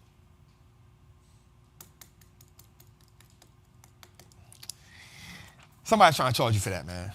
How y'all feel? Y'all feel like y'all learned something just now? Y'all gonna watch that again? Today, let me get a beat right quick. I feel like we need a beat right quick. Give me a beat, today. Speed up a little. Give me a, yeah. I need y'all to understand that, man, when you come to Trappin Tuesdays, you come here to learn. You come here to change your mindset. You come here to learn how to build confidence when investing. You come here to learn how to build legacy. But most importantly, you come here to learn how to dominate the market. They always talking about 8%, 8%, 8%, 8%. I say, yo, we do 8% in our sleep. We do 8% the easy way. We did 17% in a drought. We just in April, we up 14%. What market? But because you unfamiliar with what it takes to play the game, my biggest goal is to get you confident in making the decisions. My biggest goal is to get you confident in learning how to identify certain things. When I was in the street, we already understood that what? Tuesdays and Thursdays, jump out boys. We identified it. We know what it is. That means no moving around. So if somebody went to jail on a Tuesday or Thursday, you stupid. What you even doing out there? Understanding what's going on in the environment is what give you the upper hand. My biggest goal, y'all, is to help you to just understand and identify what's going on. That's why I came up with the term with being in position. If I can get you to understand, if I can get you to identify, finding a great company is the easy part. There's 6,000 companies on the market. There is not a drought of good companies. There's not a drought of good companies. There's a reason why I got 250 companies on the watch list. There's a reason why in Trappers Anonymous we do Moat Monday, Ticker Tuesday, ETF Thursday, Drip Friday, and I never use the same company ever again. Why? There is not a drought in good companies. Your problem is you don't know how to identify the opportunity, and you don't know how to put a price on the business. That's the reason why you can't win in the market. If I can help you identify and execute, it's a game changer. So I want you to write that down. Identify, execute equals being in position. You can identify and then you can execute, you're gonna be in position. Tweety, let it ride for a little bit. Turn up a little bit.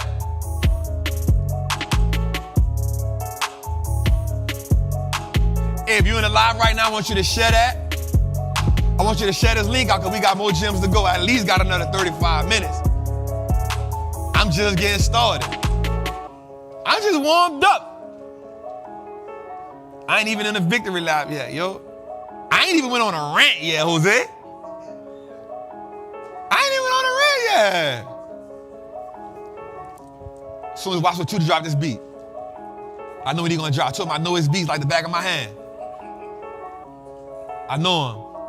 See if I get it right. Don't you loop it either. Right here.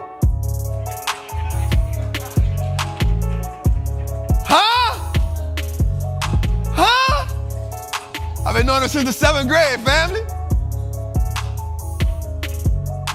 I cut it 2 days. And he mad now, he gonna try to switch up. But he actually told me something though. He said, maybe I got a style. I know his beats, I know him. I know when he feeling it. I know when he feeling it. All right, Dave, let's go a little further. I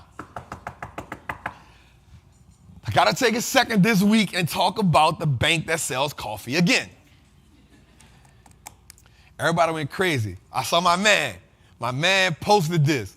He said, this Apple breakdown and this Starbucks breakdown Trap did is monumental. I ain't gonna lie, when I reposted that, I smiled. I said, good job, Trap, good job, Trap. All right, so watch this though, y'all. This is crazy. Starbucks has now reached 30 million users inside of the rewards program.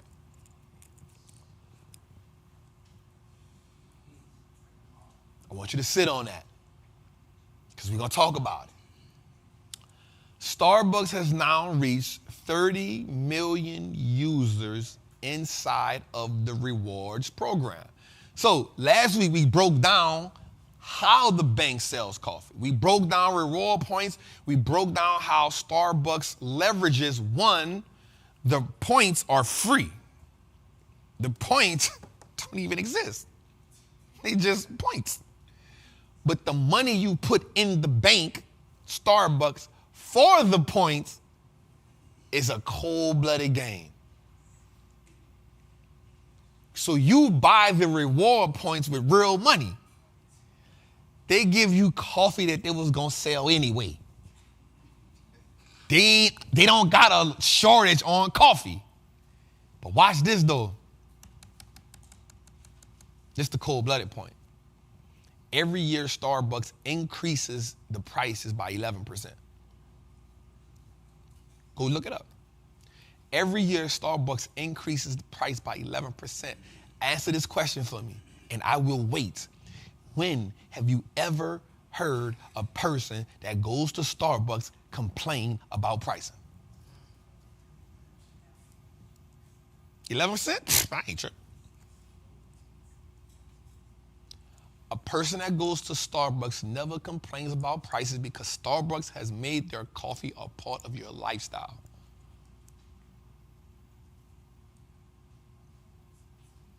They made their stores like a living room or a den. It's somewhere you can go and get on the Wi-Fi with no problem. You can have a business meeting in there. You can have a chit chat with the girlfriends. Maybe fellas feel kind of crazy. They're not gonna never say, bro, meet me at Starbucks. I don't think we're gonna do that. But they've made it a convenient place for you.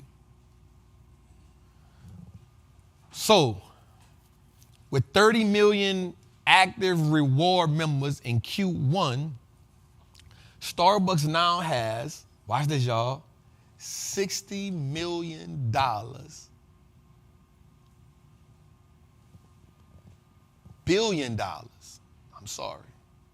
$60 billion in cash that has nothing to do with business operation.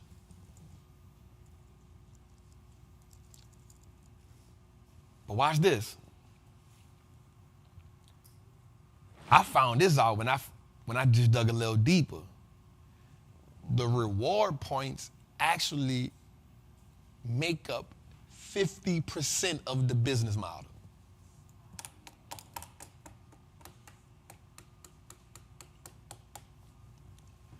Loyalty program changed the reward money spent rather than visits.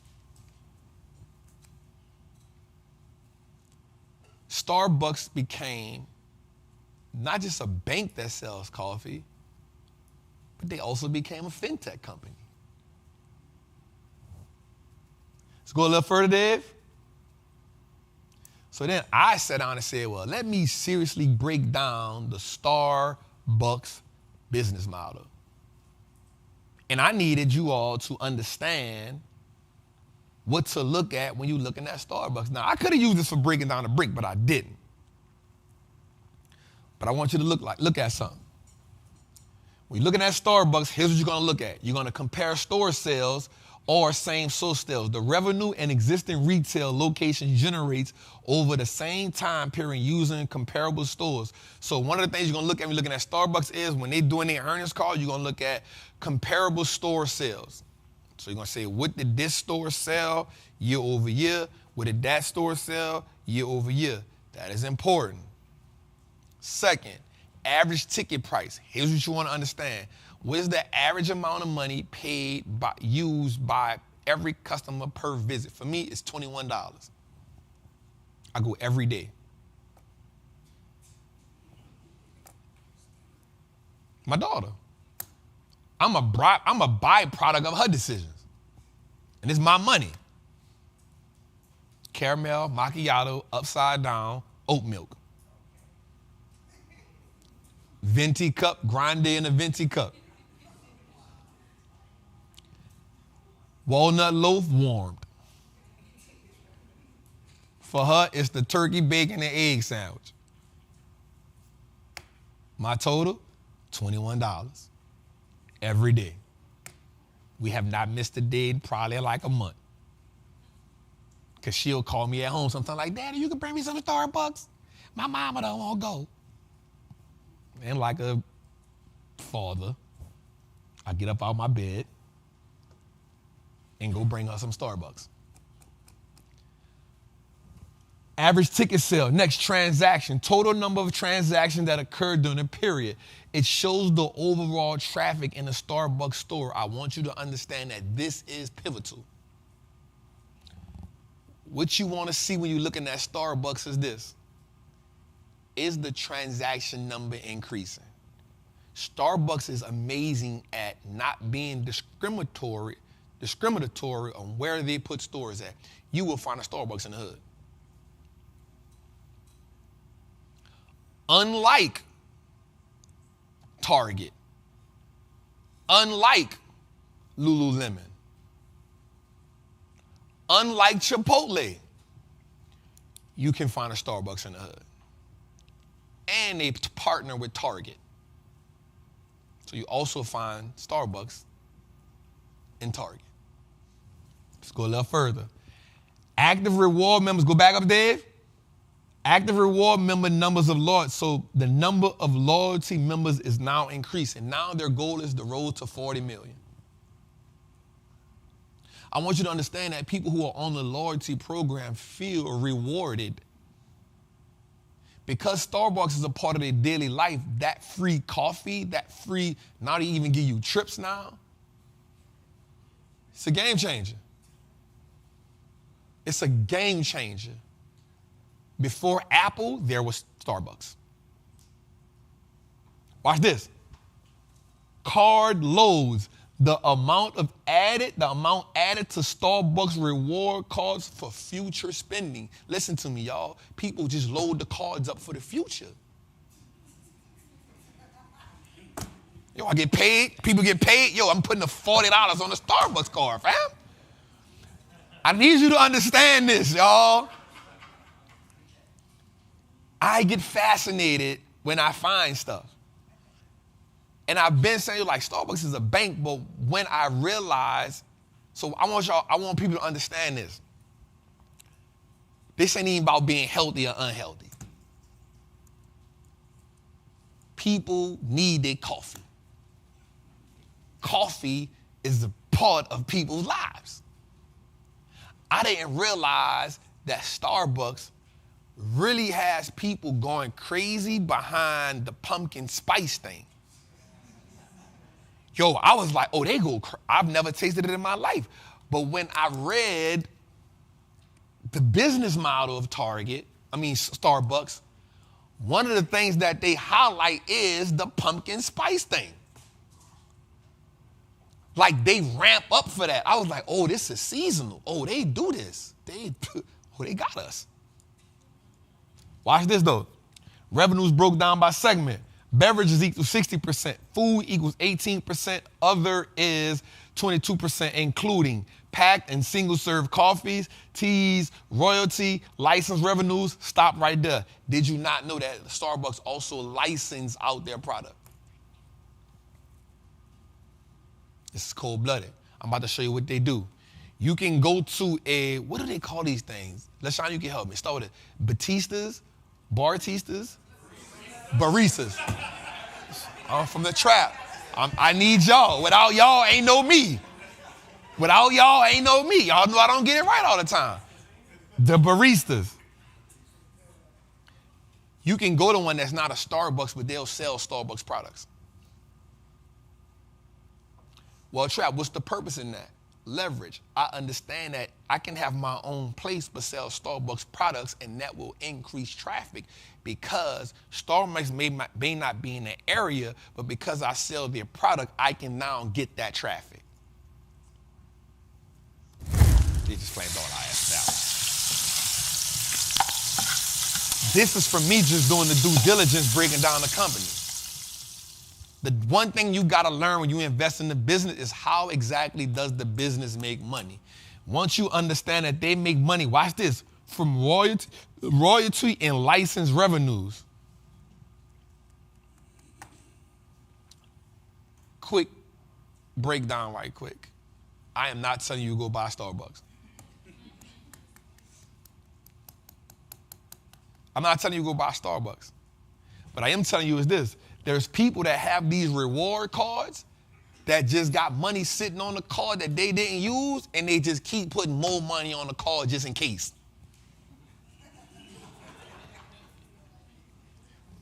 I got an extra $100. Look, let me just put $25 on. I ain't gonna. So I just want y'all to put that out there. All right, Dave, we're gonna get off Starbucks. Let's go a little further. All right, watch this, y'all. How y'all feeling tonight? Y'all good? All right, y'all glad y'all came? All right, cool. The energy the same? All right, cool. That's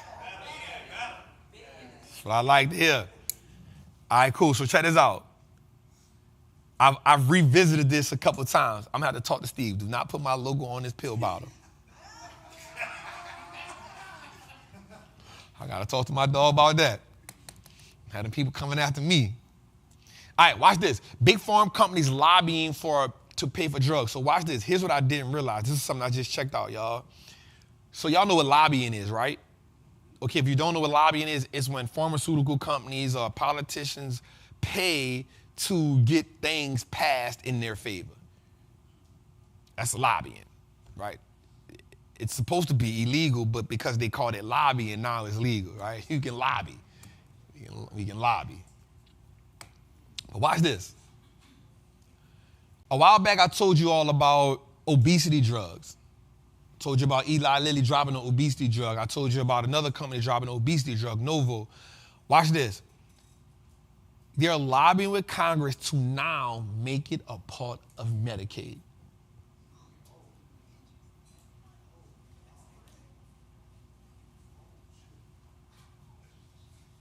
I need you to just sit on that for a second.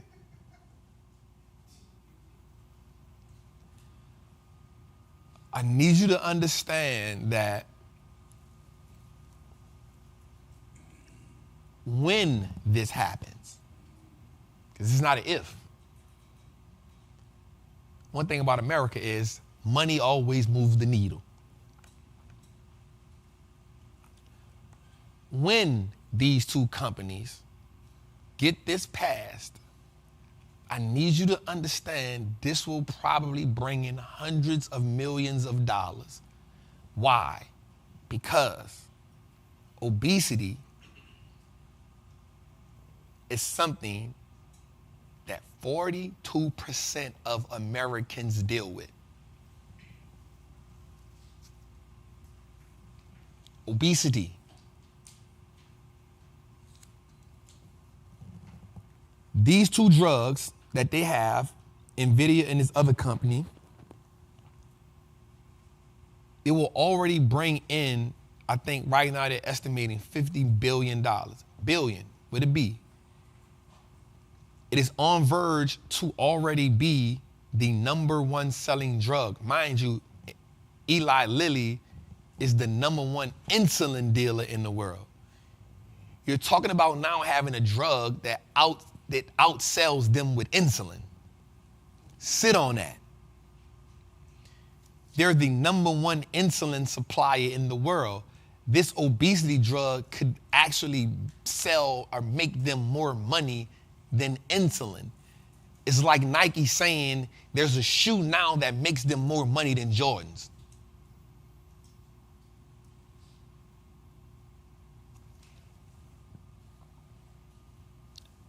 Not only are they pushing for Medicare to pay for this, they're also pushing for private insurers to take care of this. It came out that in 1 year, the average person can pay wind up $10,000 for this drug. $10,000. Medicaid now drops that by 1/5. 1/5. So they can still charge top dollar, but the government pay for it now. And their claim is, because you deal with an obesity problem in America, here's the solution, and we've already helped 72% of the people who have used the drug have lost at least 26 pounds in one cycle. Game changer. I'm not telling you to invest in the company. I already own it. I own a lot of it. And all I'm saying is, the more I see people battle with weight loss because of the foods in America. So what happens is people in America are dealing with weight loss and they trying to figure out why am I having weight issues when I'm trying my best, but we not realizing now that 88% of the foods on the shelves are processed. So you trying to fight an issue, you doing everything in your earthly power, you gonna buy the vegan food, but the vegan food not processed. So you're doing everything in your power to fight the weight loss, but you still eating the food that you think healthy for us, but the food is now banned in 8 other countries. The food is banned in other countries, but they feed it to you and they put an FDA on it, but they don't know the FDA got a deep pocket. Wait up, Jose, can I say that? I'm playing, I was gonna say it anyway. I just know Jose be concerned. So I just want us to understand that we are in a society, health is wealth, y'all. Take care of yourself. But the same people that's selling us the drug is selling us the solution. Do you know that in order to get off heroin, they give you more heroin? My partner kicked the habit. I'm like, what? Methadone? That's heroin. Tussinex? That's heroin. So I just need y'all to understand that the people that's on your journey to weight loss is not your fault. It's not your fault. You trying, you putting forth the effort. They purposely selling you that food. They purposely understand that if I make signs with red, then the red also triggers hunger. You think I'm kidding? Go look up marketing psychology colors and then go look at the biggest brands that sell fast food and then go look at what color their signs are. McDonald's got what in it? Pizza Hut got what in it? Wendy's got what in it? Chipotle got what in it? Domino's got what in it? Arby's got what in it? Need I go on? They understand it. It's not a coincidence. Why it ain't purple? Why it ain't blue? Why it ain't just, they understand it. So just know, disruption. All right, let's go a little further because I won't beat that too long. Let's go a little further. All right, watch this. This was one. So this company here today is up 15% year to date, right? Ticker symbol NVS. I couldn't really pronounce it, but I was doing some research on it. The company has, so if you hear me talk about pharmaceuticals or you hear me talk about biopharmaceuticals, drug makers, you always want to find a drug maker that if you're going to invest in a company that sells drugs, you want a company that manufactures drugs. You want a company that has products that are in the second and third phase of the pipeline. Second, third phase pipeline drugs mean it's about to come to market. If they can get past phase 3, it's gonna come to market. It has a 75 to 80% chance of coming to market, right? To everybody who's in that area, you know you're like, yep, that's it, Trap. Watch this. This company has already produced 3, between last year and this year, they've produced 3 companies that have passed phase 3. 3 of them. Watch this though. Their biggest thing that they're putting to the market now is a drug that helps women with breast cancer. Again, I'm not telling you to invest in this company. What I am saying is this. I just like to break down the information. One drug they have out right now helps women in the stage 3 of breast cancer. That's the drug they have out now. Stage 2 and 3. The drug they are creating now helps women, the drug they have out now helps you in stage 1 and 2. The drug they're coming out with helps you in stage 2 and 3. This is the stage where you can get rid of where they can, it's not called get rid of the cancer. What is it called, y'all? Remission, but then it comes back, right? This drug here has a 70-some% rate of not letting the cancer reoccur. That's the drug they're about to drop right now. It's in stage 3, phase 3. The breast cancer treatment is a multi-billion-dollar drug. They already have 3 drugs that have already dropped from phase 3, meaning they're about to come to market. This next drug is going to help women that are in that stage 2, that stage 3, that when it goes into remission and then it comes back a year or two, because that's what normally happens, they saying, yo, we got something for it. And as of right now, the things that they've tested it on, they have a 70-some% rate of it happening. I just thought I'd put that out there to y'all because I study a lot. So let's go a little further. I'm not telling nobody to buy nothing. Not, man. I don't need nobody saying, trap. All right, so right quick, I'm going to get through this right quick. Golden rule, right? Gold reserves, because I want you to understand something, yo. Like, gold is never a bad investment, but gold goes through phases. But gold is never a bad investment, especially when the central banks around the world are buying up all the gold. So watch this. Gold reserves rose by $52 trillion in February of this year, excluding Russia. Right? So gold reserves increased by $52 trillion. So what does that mean, Trap? That means the central banks around the world increased their position in gold by $52 trillion. So somebody tell you gold is worthless. Well, why are the central banks buying it?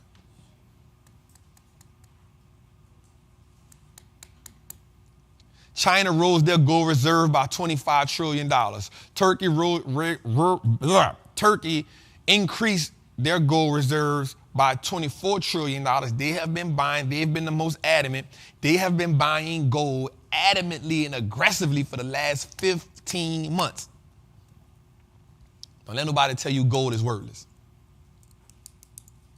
Don't let nobody tell you gold is worthless. India, the fastest growing economy right now, who just surpassed China, has increased their gold by $3 trillion. Singapore is up by $7 trillion. Don't let nobody tell you gold is worthless. Don't let nobody tell you it don't make no sense to buy no gold. Don't let nobody tell you that. I don't care who they is. I don't care what type of credentials they have. Don't let nobody tell you that. Right now, America is one of the largest gold holders. Okay, let's go a little further, Dave. Right here, United States has 8,000. So let me say this right quick. The tunes equals 1,000 grams or a kilo. That's what that means. So right now, America has added 1,333 kilos of gold. I just added it. Germany, 3,355 kilos of gold. Italy. Now, Europe has more gold than anybody else. Between Germany, Italy, France, they have more gold than anybody else. Japan and China is next on the list, but something kind of threw me off because Africa wasn't on the list, and then I realized something. Y'all know it. I ain't mad to say it. Everybody go and get it. And they storing it. And they telling us ain't nothing in Africa. Don't let nobody tell you, I don't care who it is, that you don't need to buy no gold. Gold goes through cycles. It ain't gonna always be the most outperforming, but I promise you this. Anytime the economy or the world is going through some type of catastrophe, guess what goes up in price? Because it's the one thing that's always worth something, no matter what. Diamonds don't go up in price like that. Newsflash, them diamonds they sell us ain't worth what they sell us. The diamond is only worth something because somebody said diamonds, I can get into a whole thing. If we get into that family of people,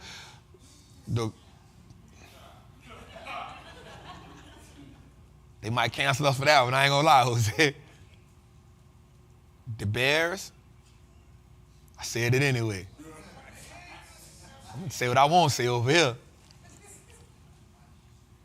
But you can buy a diamond, walk out the store, and walk back in the store, and the person not gonna buy the diamond for what they sold it to you for.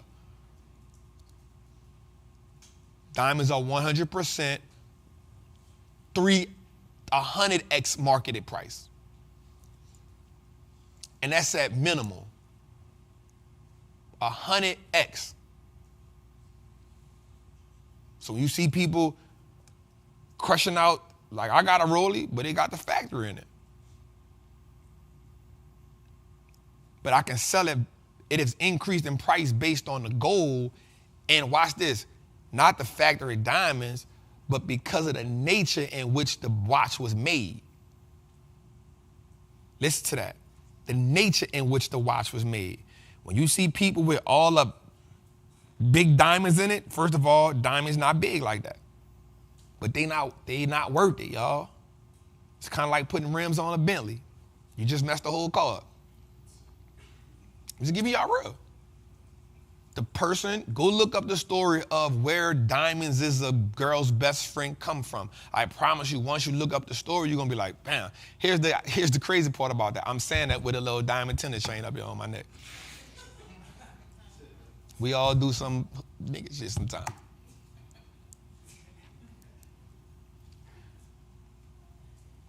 But I promise you that the one thing you can do with them is this, though. I'll give you some game. You get the chain made, you make sure it's real, and then I ain't gonna even say that. Just make sure you get it appraised. And once you get it appraised, make sure you just keep the receipt of what it's appraised for. Because if something ever happened to it, the insurance company will pay you for what it's appraised for, not the store. You do what you want to do with that information.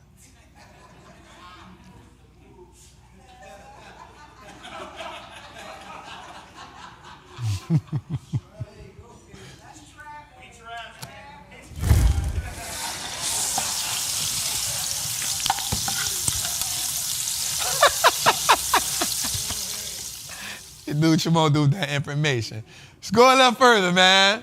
Let's get off the goddamn diamonds. Here we go right here. Turkey just added another 147. It was just this year. Turkey added another 147 kilos. China added 62 kilos. Egypt added 42 kilos. Qatar added 32 kilos. And I cannot pronounce that word, so I'm not going to try. There it is right there. My world travelers, I see y'all. But these countries right here actually declined because whatever situation they was in, they probably sold something. Now, the only reason why Russia isn't up here is because Russia actually has a lot of gold, but because Russia has $300 million in sanctions on them in American money, they got to pay what they owe. So it's the only reason why they're not up there. Let's go a little further. All right, here's what I want y'all to understand, and here's what's real important. I want y'all to pay attention to this as we move forward in what's going on. I want y'all, everybody in here, if you're a trapper, I need you to pay attention to the debt ceiling. I'm not going to go deep into that because we got a few more things to cover, and I don't want y'all here all night. I don't want to do a 3-hour class. All right, but watch this. When we look at government spending, Social Security is the biggest thing that the government spends money on. I promise y'all, people keep debating with me, and I don't get mad no more. I've learned that people only speak to you because they don't have a lot of information. So people defend their naiveness. I'm not even gonna say ignorance. It's naive. People will defend areas that they're naive in. And OG told me this, if you arguing with a clown from a distance, nobody can understand if y'all in a circus or not, you hear me? So I've decided now to just be like, you see me in the comments now, I just tell people, man, God bless you, man. Stay blessed, beloved. Man, God bless you, king. Man, God bless you, queen. That's kind of my response. Unless I'm talking to somebody that I know has now debated me with facts, then I can debate with somebody with facts because I know it's a good dialogue. It ain't much about me being right or you being right. We now sharing different facts that we've read, which is cool. But trying to debate somebody, you be like, yo, diamonds is worthless. Man, you don't mean diamonds ever? I paid $150,000 for this chain. That's not a conversation I'm about to have because you trying to equate price with the diamond. That don't even much go together. So I'm telling y'all right now, man, the people have already put in play. One, America spend. 19% of America's spending goes to Social Security, y'all. Watch this. 15% goes to health. Here's what I want you to understand. By 2035, they have already equated that all of the baby boomers will either no longer be in existence, they will no longer be in existence, or it will be so few of them that the Social Security they have is paid for. After 2035, the people have already put in position to cut Social Security by 23%.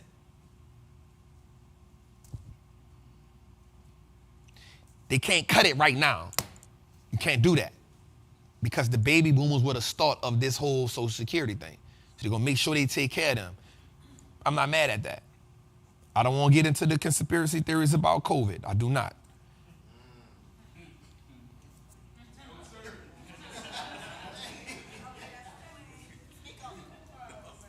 Boy, boy, that was like a Negro spiritual. It was about to, I was about to get on the pulpit with that, but I don't got time.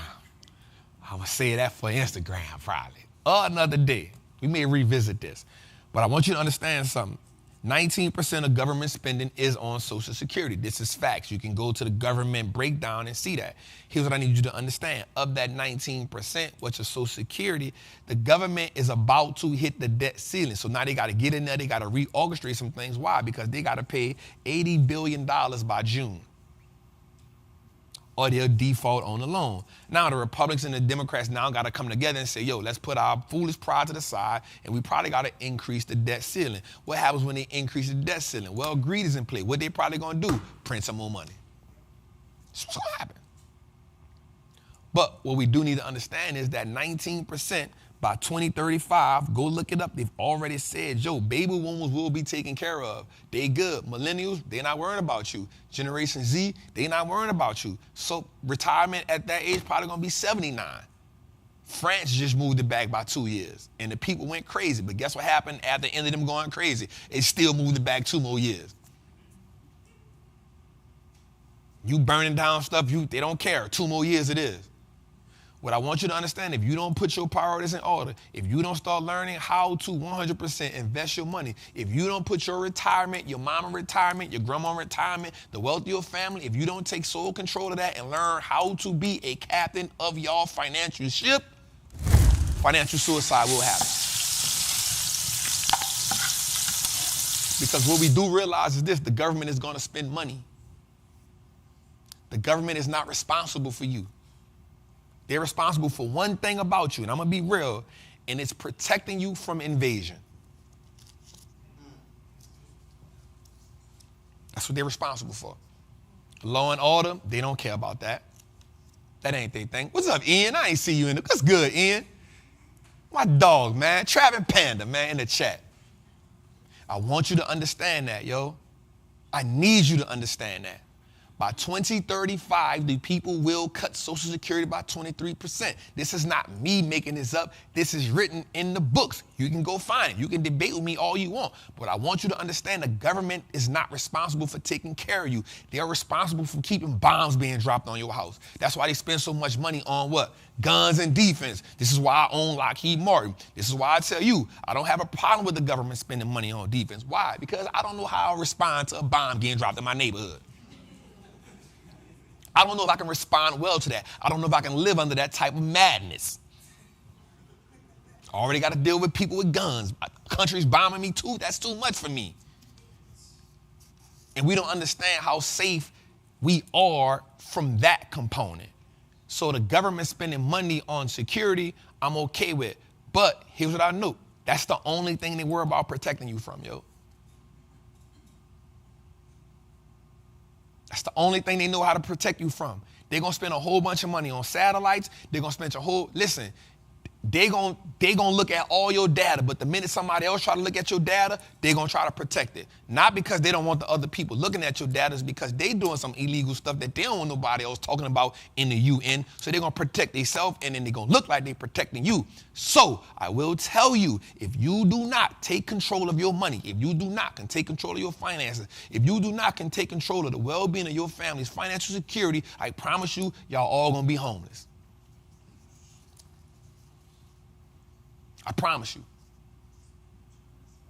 Everybody gonna be back living in the same house. Grandma gonna be in the front, auntie gonna be in the living room, everybody gonna be in the king size bed because Social Security cut by 23% ain't gonna cut it. Oh, but watch this, y'all. They also wanna cut Medicare. Why? Because that 31 trillion is continuously ballooning. The more it balloons, the more other stuff gotta get cut. They're not going to cut defensive spending, y'all. They always want to be ready to go to war. What they going to cut? Social Security. What they going to cut? Health care. You don't think they'll cut health care? Okay, watch this. Go look up how many countries already give free health care. I just want you to understand that while we around here lollygagging with our money, there's a different game being played. And I promise you, I asked you this question early in the beginning. What decisions are you making now that you're feeling, but how will those decisions look in the future?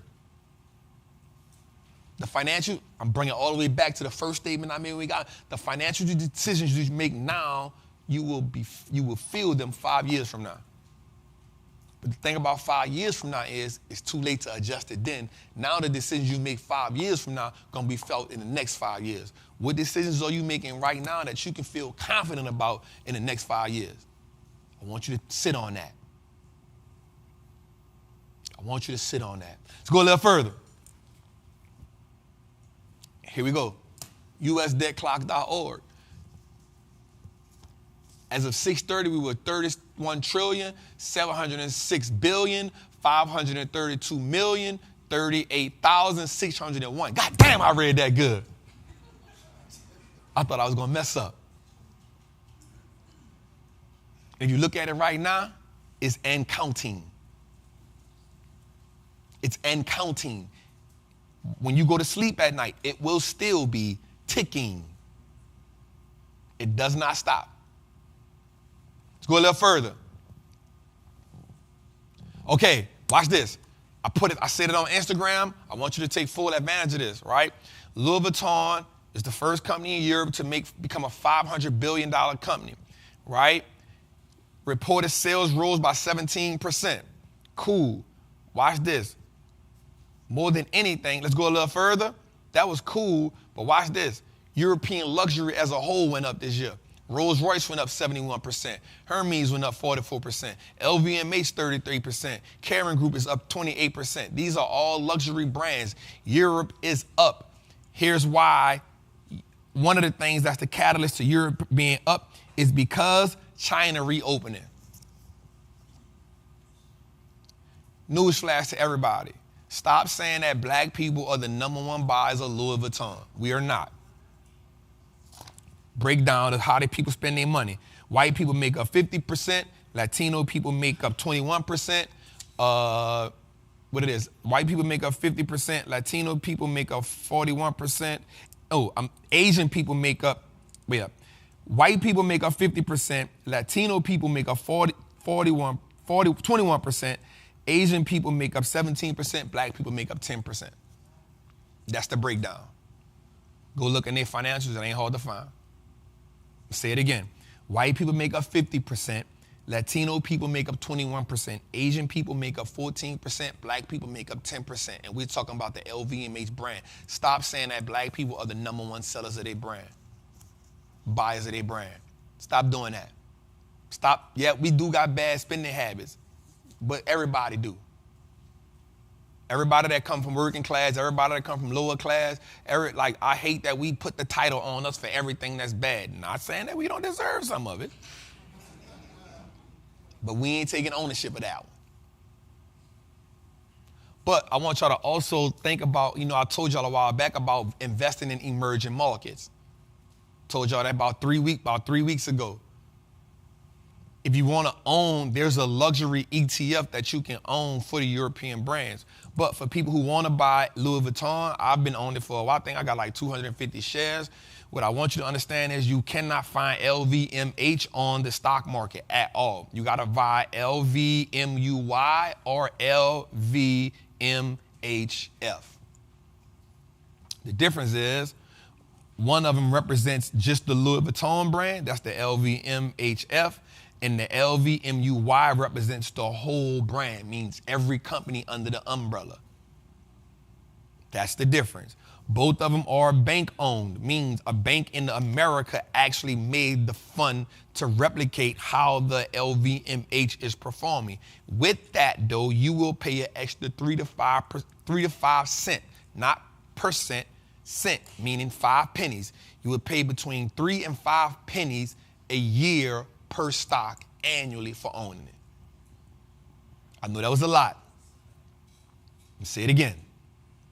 LVMUY represents the entire brand, meaning you get LVMH, meaning you get Moet, meaning you get Hennessy, meaning you get everything. LVMHF means you just get one part of the brand, probably just the Louis Vuitton part of the brand.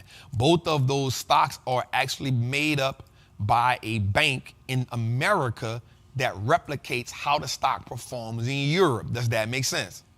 All right, cool. If you own them, you're going to pay an extra 3 to 5 cents, not percent, cent, a nickel, 3 pennies or a nickel per stock you own every year. So essentially, you're paying the bank 5 cents or 3 cents for owning that stock because it's not an American stock, it's a European stock.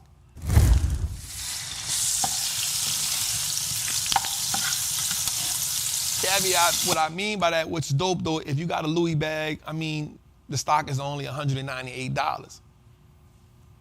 Go in the Louis store and find a product that's $198. You might come out with nothing.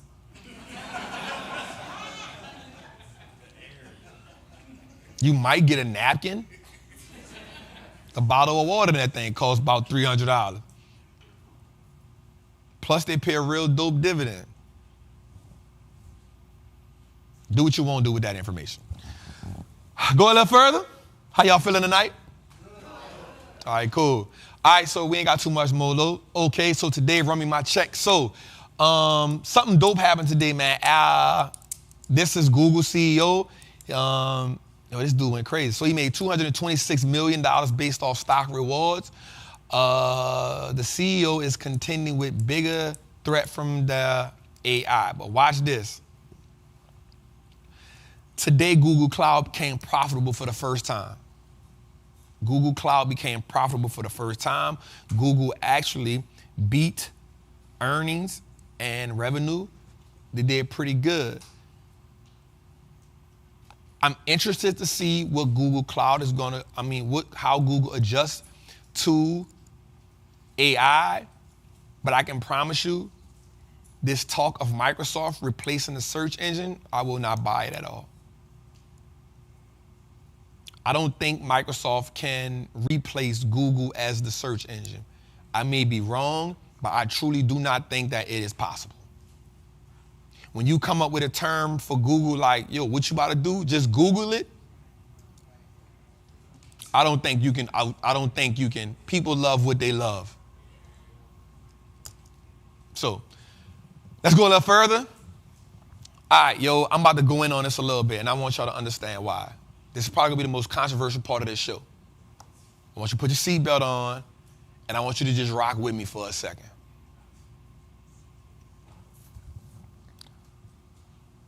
Joe Biden just came up with a law for people with credit.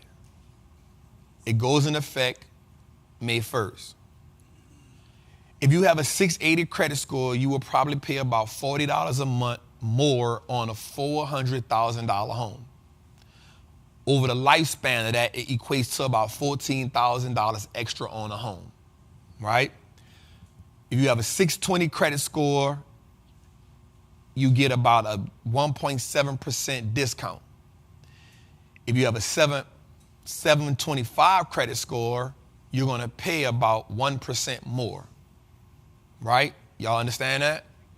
All right, so this is the law he came out with because Black and Latino Americans only represented about 25% of the houses being purchased in America, right? The average white credit score, this is just me doing homework, y'all. So the average white credit score is, the average white person's credit score, white American's credit score is 721. This is real facts. The average Hispanic community person's credit score is average, we talk about on average, is 667. And then the average Black person's credit score is about 621. Now, on the other hand, I'm gonna be real with y'all, I ain't mad at it. But I have a reason for saying that. When you think about wealth that was built in America, one of the wealth tools that was used outside of investing and outside of stocks was owning a home. A lot of people are not going to agree with me on this, and I'm cool with that. I'm cool with being an independent thinker, and I'm cool with thinking on my own.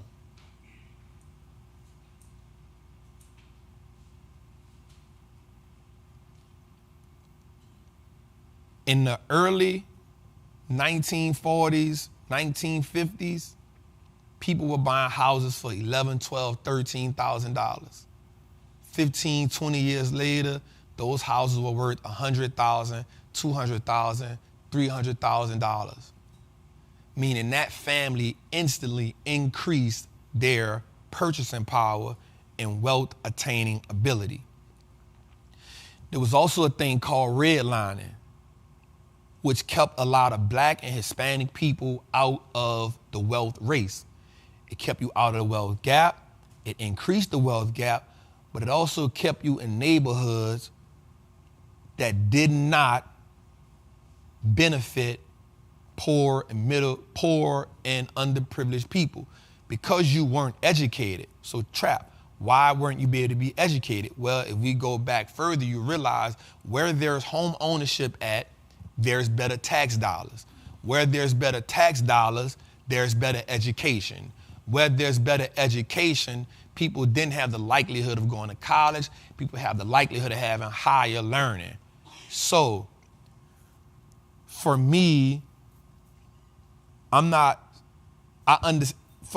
mind, I'm looking at it from this perspective. Everybody should have the right to build wealth and own a home.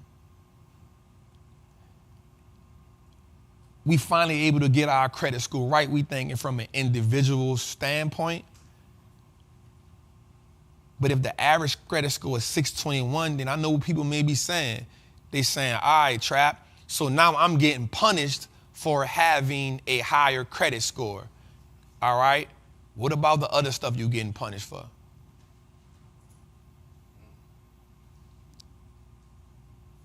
I applaud you. I applaud myself. And I'm truly the person. My credit score, like, it don't run good in my family, but mine is 785 right now. I feel amazing, right? I was able to cop the crib like, bet I can go anything I want, but I'm gonna keep it real with you. You talking about an extra $14,000 over a 30-year time period? Yo, how many times have you blown $40, fam?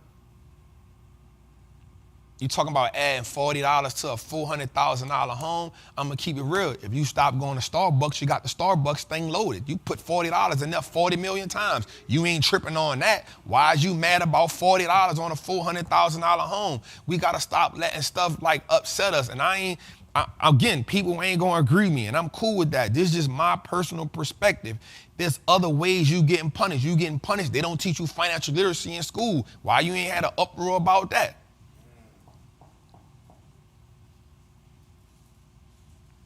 They put Black women and Latino women, poor white women, no, not them, they put you in these situations, put you on government assistance and told you you couldn't have a man in the house because if you had a man in the house, then you can't get the government assistance. I'm just saying, you getting punished a lot of other ways. That extra $40 ain't gonna kill you. You can help somebody. You can help somebody. What does that do to people when they, listen, when people go to those first-time home ownership things, I've watched them people cry like, yo, I just got my first house. That transition from paying rent to home ownership, man, it's your first feeling of doing something. What happens when you're the first person that own a home in your family? All I'm saying is I ain't mad at that 1%. That ain't gonna kill me. I'm wasting money. I go to DoorDash every day. I done spent the $40 so many times.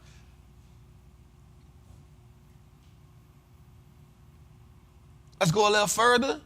I want to show you something. Let's go to this next slide. So I want to break down what I mean by redlining. And I'm telling you how this helped so many people attain wealth, and it held us down for so long that we gonna just being punished behind you mad because you finally got your credit up and the people charging you an extra 1%. That's $40 for a $400 home. Man, you buying that $300,000 home, yo, that's $30. That ain't hurting you. You got a $250,000 home, that's $20. That ain't hurting you, fam. Watch this. Redlining. It didn't just go away in the 40s and the 50s. It's happening in January 2023. The Department of Justice accused Los Angeles, the City National Bank, for refusing to underwrite mortgages for Latinos and Black Americans. They had to pay $31 million for not letting Latinos and Black Americans move in certain neighborhoods. In case you don't know what redlining is, it simply means this area here, they were drawing a map on there saying we don't want to sell homes to these type of people. Meaning, I'm going to keep your ass in the hood. I'm going to keep you in the gutter. I'm going to keep you where the crime at. I'm going to keep you out of these areas. I'm not selling to you. I'm not letting your mama move here. I'm not letting your grandmother move here. But most importantly, I'm not letting your kids go to school here. I'm not letting your kids learn how to do critical thinking. I'm not letting your kids get the opportunity to go get a scholarship. No, you're going to stay in the hood. You're going to be a critic. You're going to be a statistic. You're going to die of gun violence. You're going to get welfare. No, you're not going to understand what a good library is. No, you're not going to know what good schools are. No, no, no. You're going to understand what liquor stores are. You're going to understand what check cashing places are. No, no, no. Okay, February 2023, Park National Bank fined $9 million in Newark, Ohio. Why? Redlining. Not letting Black and Latino, Hispanic people buy houses in this area. Let's go a little further. From 2009 to 2013, Hudson Savings Bank fined $33 million. Why? They refused Black, Latino, and Hispanic Americans a total of 1,500 applications. They took them off. Nope, y'all can't move here. Let's go a little further. Associated Bank in Chicago and Milwaukee fined $200 million. Why? Because 1,400 applicants during that time. The man literally took Black neighborhoods, certain neighborhoods off the map so you couldn't even move there. Just took the whole area off the map. But let's go a little further, yo. Miami brought lawsuits against Wells Fargo, Bank of America, Citigroup for predatory loans. What is predatory loans, Trap? That's when they don't just redline you. They say, yo, you want to move here? Guess what? The interest rate on the house, 35%. You want to live right here? But guess what? Because our people understand the power of home ownership, we like, yo, we need to own a home. Guess what? Our people are so happy to get the home. Guess what? We ain't reading the red tape. We ain't reading the little small print that say, yo, you gonna own this home, but you paying 35% interest. You ain't reading that part of the paperwork. So when people getting mad about paying 1%, I don't like Joe Biden, man, I don't care about that 1%. If somebody who don't have the financial situation I have can get their first home, guess what? I applaud them because we don't know how that's going to change a family. So I ain't tripping. We done finally managed to get our credit score up. We done finally managed to get a 700 credit score. We done finally managed to get a 750 credit score. Now we forgetting that one day we had a 600 credit score. Your mama had a 600 credit score. Your daddy ain't had no credit. Your grandma ain't had no credit. Ain't nobody had no credit. Everybody was trying to put stuff in somebody else's name. Everybody was trying to pay for everything in all cash. You ain't understand the importance of having credit. Now you done got your credit right, and now you want to look down on the people because the people charge you 1%? 1%. Question, how many times have you spent more than 1% 365 days in a year? As a matter of fact, how many times have you spent more than that 1% from January to now? Some of the people mad don't even got a house yet talking about they mad. What you mad for? It don't even much apply to you yet. You don't even fall in the category yet. And you mad. I don't agree with a lot of things that Joe Biden do, man. And they maybe have something else that go with this, but yo, I'm gonna be real with you. I ain't tripping off this. For me, this introduces certain people who want to get out the hood, who can't get out the hood. It gives them the opportunity, yo, to get home ownership, man. Now, I understand if you dig a little deeper, you got some people that say, you know, owning a home is this and owning a home is that. I ain't getting into all that. What I am saying is this, though, man. Home ownership is a game changer. It is a well tool if you understand how to use the real estate. Listen, man, let them people be introduced to home ownership. I ain't tripping. Because I know a lot of good people who weren't financially literate, and they didn't understand the importance of building credit when their mom was putting light bills in their name. So they working their tail off to try to get that 621 because they starting off at a 550. Because their mama done put the light bill in their name, the layaway from Kmart that's closed, it was in their name, $1,000 from a bill from 1989 in their name that they don't even know about. Yo, come on, man. Stop being mad over petty stuff. We got a whole bunch of other stuff that we could be getting mad over than the $40 on a $400,000 home. $40 a month? All right, so what? And that's my take on that. We got so much other stuff to be mad about than worrying about that. Help your brother out. Help your sister out. Show them how to invest. You learning, you mad at them. You mad because somebody done put, again, we know the government ain't trying, we don't know what Joe doing this for, but all I know is it's going to help a whole bunch of people who I knew wasn't never going to think about home. Now the idea of owning a home is a little bit more real to them. I'm all right with that. And I know one thing. I don't think this too much to help us, but I understand the same reason Joe Biden put Kamala Harris as a black vice president. It was a whole deal behind that to win us over. This may be a whole thing. He come up with this right when he know he about to go up for re-election. He just said he about to do that. I understand how he operate. It ain't nothing but a wolf in sheep clothing, but guess what? If some of my people gonna benefit from it, I ain't tripping. Because they done did us worse. 1994, Bill Clinton, 3 strikes, you're out, crippled us. Ronald Reagan, Reaganomics, crippled us. Every time they do something to cripple us, we always find a way to bounce back. Man, let them people get them a house, man. Let them people feel that this is what it is. I finally get my opportunity. And for those who don't understand, between 1945 and 1959, redlining was most prominent. Watch this. African Americans received less than 2% of all federally insured loans from banks in America. You want to know why you've been in poverty? You want to know why it was hard for your people to come up? Because they was only receiving less than 2% of what it took to own a home.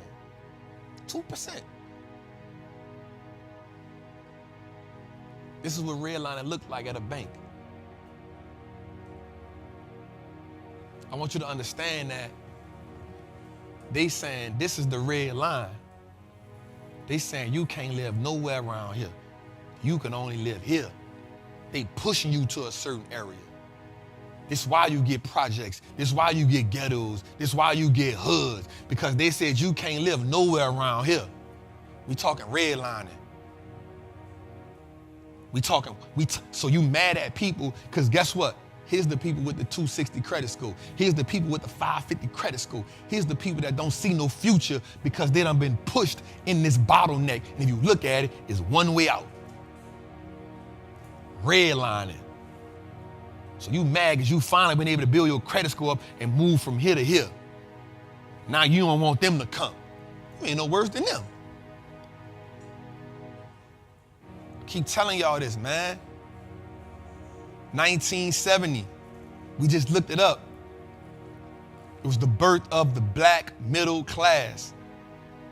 It's also when we gave birth to the Jeffersons. 75, the year behind it. It's the reason why Cabrini Greens in Chicago was the way it was. It's the reason why the Desire Projects in New Orleans was the way it was. The reason why Newark, New Jersey, the way it is. Camden, New Jersey, the way it is. The Bronx in New York is the way it is. It's the reason why Detroit is the way it is. Baltimore, the way it is. Row houses, the way it is.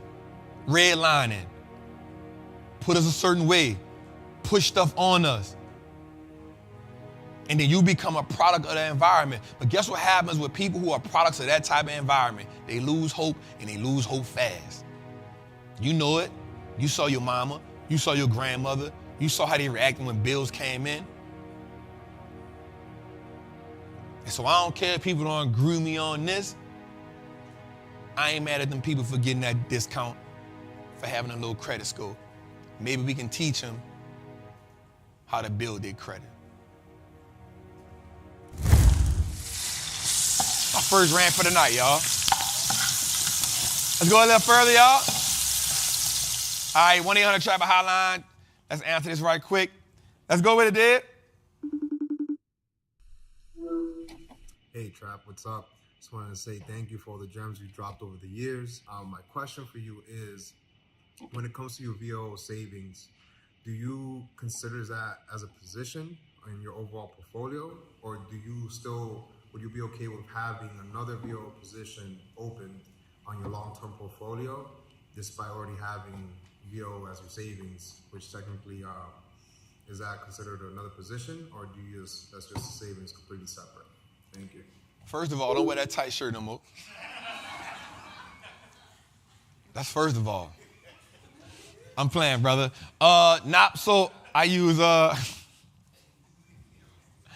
I don't use VOO as a position. I actually just use it as a savings account. And because, come on, Jose, man. And because I don't use it as a savings account. I use it as a position. I use it as a savings account. But I wouldn't say use it as a savings account and a position. I would say use it as a savings account. And if you're going to use that as a savings account, I'm going to say this for my brother Ian. If you use VOO as a savings account, then you use VTI as the position. If you use VOO as a savings account, you use VTI as the position. That's the only way I would agree with both of those. Let's go a little further. Good evening, Professor Trapper. My name is Michelle. Can the triple beam calculator be used to find prices for index funds and ETFs, or can it only be used to find prices for single stocks? I'm trying to find the numbers to enter into the triple beam on the websites that you gave us to find an exit point for VTI. Thank you for all that you do for the culture. Her voice is so soothing. I feel like going to sleep. No, Queen, because index funds don't have like free cash flow. Remember, when you're investing in index funds, they have inflows and outflows, but not free cash flow, because the fund, when you buy index fund, you're buying the fund that has the position in those stocks. So no, the triple beam is not good for index funds or ETFs. Great question, Queen. And she is in the Patreon group. She is in Master the Triple Beam. So in Master the Triple Beam, they get my Triple Beam. It's a discount cash flow formula. The beam, you just put the numbers in, and it actually gives you the price on the stocks. Dang, she has a soothing voice. Everybody don't have that. All right, next. Oh, right quick, we're gonna go through this right quick. Flush it or flip it. This is a new segment I just added, y'all. Let's go. All right, Chipotle, flush it or flip it. Texas Instruments, flush it or flip it. They had earnings today. Flip it. Facebook. Now, when I say flush it or flip it, I'm only talking about during this quarter.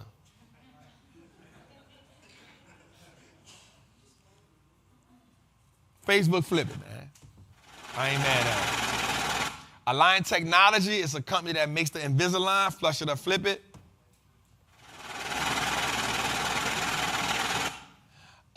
United Rentals. It's a company I love. It's a company that actually has great potential. Flush it or flip it. They make the, if you work on a construction site, they make the, damn, what the thing's called? The lifts. Flush it or flip it. Flip it. Amazon. This quarter.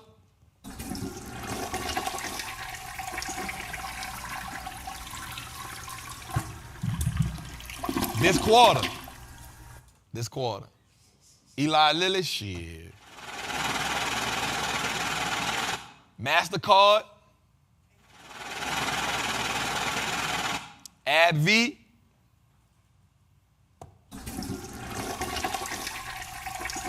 Exxon. Chevron. Y'all like this segment? I just thought about this, you hear me? Flush it or flip.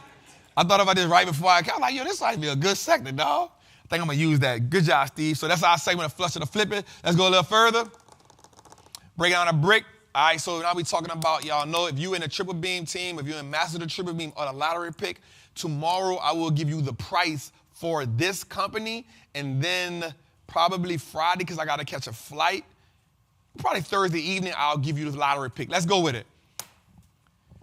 All right, this week we're looking at Nike, right? Nike, ticker symbol NKE, consumer discretionary. Let's go a little further.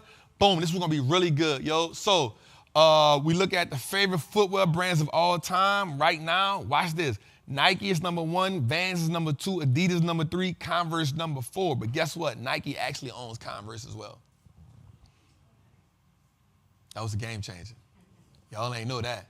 My man knew that. He was like, yeah, I knew that, Trav. I see you, King. All right, let's go a little further. All right, so how Nike makes his money? Footwear is the biggest at $7.7 billion. Apparel at $3.5 billion. But watch this. They make $629 million off of Converse a year. Our gross profit margin is $5.7 billion. Here we go. I did something new because I wanted you all to look at the strengths and weaknesses of a company. That's Tootie right there, y'all. He telling me to hurry up. You get paid, bro. It's my studio, not yours. But I tell him to make me hurry up. Yeah. It's one of them nights. We got a live audience, man. All right, strengths, strong brand and imaging. Weaknesses, lawsuits, retailers. That's really hurting them, people that buy it and sell it, because they don't get no money off that. Opportunity in emerging markets is good. They do have innovating products all the time. Threats, environmental issues, patent disputes, and marketing budget is the strengths and weaknesses of Nike. Let's go a little further. Free cash flow has increased 1% over the last 7 years, year over year. Revenue has increased 6% year over year over the last 7 years. And net income has increased 7% over the last 7 years, year over year. Let's go a little further. Here we talked about price to earnings ratio. Their PE ratio right now is 35, which is really expensive. Fair PE about 27. They have a higher PE than most of their peers. So that would tell you that Nike is what? Overvalued. Look at my Crocs company at the bottom at 17.3% PE. They do have quality earnings, but their gross profit margin isn't growing. They don't have too much accelerated growth. Their earnings are not the best in the industry, but they do have a high on return on equity, which is why I actually love Lululemon more than I love Nike. Let's go a little further. Here we go on their investor returns between 2018 and 2022. They have consistently increased except for 2020. Return on invested capital, we have that from 2017 to 2021. You see, just keep building. And Nike has outperformed the S&P 500 between 2017 and 2021. Just wanted to dig a little deeper on that for y'all. Let's go a little further. Most valuable brands in the world: Apple, Google, Amazon, Microsoft, McDonald's, Visa, Facebook, Nvidia, MasterCard, and none other than Nike represents the top 10 valuable brands in America. And as you can see it. Let's go a little further. And last but not least, how they make their most money. Men's revenue is 52%, women 23%, Nike Kids 13%, the Jordan brand equals 14%. Those are the top sellers over there: Nike Golf, Nike Pro, Nike Plus, Air Jordan, Nike Blazer, Air Force Ones, Nike Dunks, the Air Max, the Foam Posit, Nike Skating Shoe, the Nike CR7, and then the Air Jordan. And last but not least, the Nike stock is cheaper than the pair of Jordans. I just thought I'd put that out there for y'all. Jose is loving this. Let's go a little further. Trapper Hotline, let's go. Try to speed up a little bit, y'all. Hey, what's up, Trap? My name is Keith, and my Android question user. is, what tools, websites, or anything do you use to find and discover new companies and stocks, ones that possibly meet the criteria that you want to invest in? How are you discovering them? I notice you always finding new stuff, so it just crossed my mind. I wonder how you find it. Good question, King. For me, it's just looking at CNBC all day, every day. One of the things I always do is, when I do research a company, I always look at the competitors, because just because I'm researching a company don't mean the competitors aren't better than the company. I love researching companies and looking for the competitor. Once I realize the competitor is better than the company, I go to it. I actually have the Wall Street Journal, I have Barron's, and I have USA Today. Those are my big three. Those are subscriptions that I use I look at them every day. Next. They be calling. What's up, Trap? Quick question. I looked at the emerging market ETFs like you suggested. My dog on specifically UPS, China, right? And all the ones that I found over the last 5 years had a negative return. And there were some that were more new, but they didn't really have enough history to go off of for me to feel confident in it. Also, China's slowing population growth and eventual decline is a concern for me. So are there any emerging market ETFs that you found that you really like, or that have a potential to have a really big upside? Thank you. So the one I do, EMGF. I think that's it. EMGF is emerging markets. Is that right? EMGF? If not, I'll put it in a group. Somebody check that for me. I can't remember off the top of my head. Is EMGF or EMFF? One of them for emerging markets. I get these off the top of my head. But if not, I'll put it in the group to answer it. There's only one emerging market, one I like, and that's the one. It's EMGF. See, off the top of my head, man. EMGF is probably the one I'll look at. But what you could do is go inside that ETF and then look at the companies inside of there, and it'll kind of scare that out for you. Let's go a little further. All right, man, so this week, our certified trap of the week is none other than, drum roll please, Blanche Bruce, man. What I like about this guy was he was born a slave, but then what happened was he worked on a steamboat. From a steamboat, he bought a plantation, a Delta plantation in Mississippi. Then he became the first black man to ever run for Senate and win it. Win it. And win it. As a Republican. So that was real dope. But then he doubled down, and then he not only became that, but then he started this socialite thing of black socialites, an elite black group that went to Virginia. Between him, I got another man I'm going to use next week. He's real amazing as well. I took them both together. But that's the man, Blanche E. Bruce. Shout out to this guy, man. And that's a cold-blooded haircut he got. It's cold-blooded, my guy. Let's go a little further. All right, learn the lingo right quick. This learning lingo is stock split. A decision by a company's board to increase the number of outstanding shares in the company by issuing new shares to existing shareholders in a set proportion. Now, one thing I want you to understand about this is this. When you see a company stock split, the market cap doesn't increase. So the company will have more stock. The stock will be cheaper, but it's the same price. So it's like taking $1, breaking it into 10 dimes. You have more pieces, but it's still $1. Does that make sense? You have more pieces, but it's still $1. So a lot of times companies will do stock splits just to help help investors get more availability to the shares than actually increasing the market cap. Great job. All right, let's go a little further. Well tracked, man, between Jay-Z, LaRussell, and Larry June, they just be dominating but they don't want to be dropping dope, man. Let's go, Jay.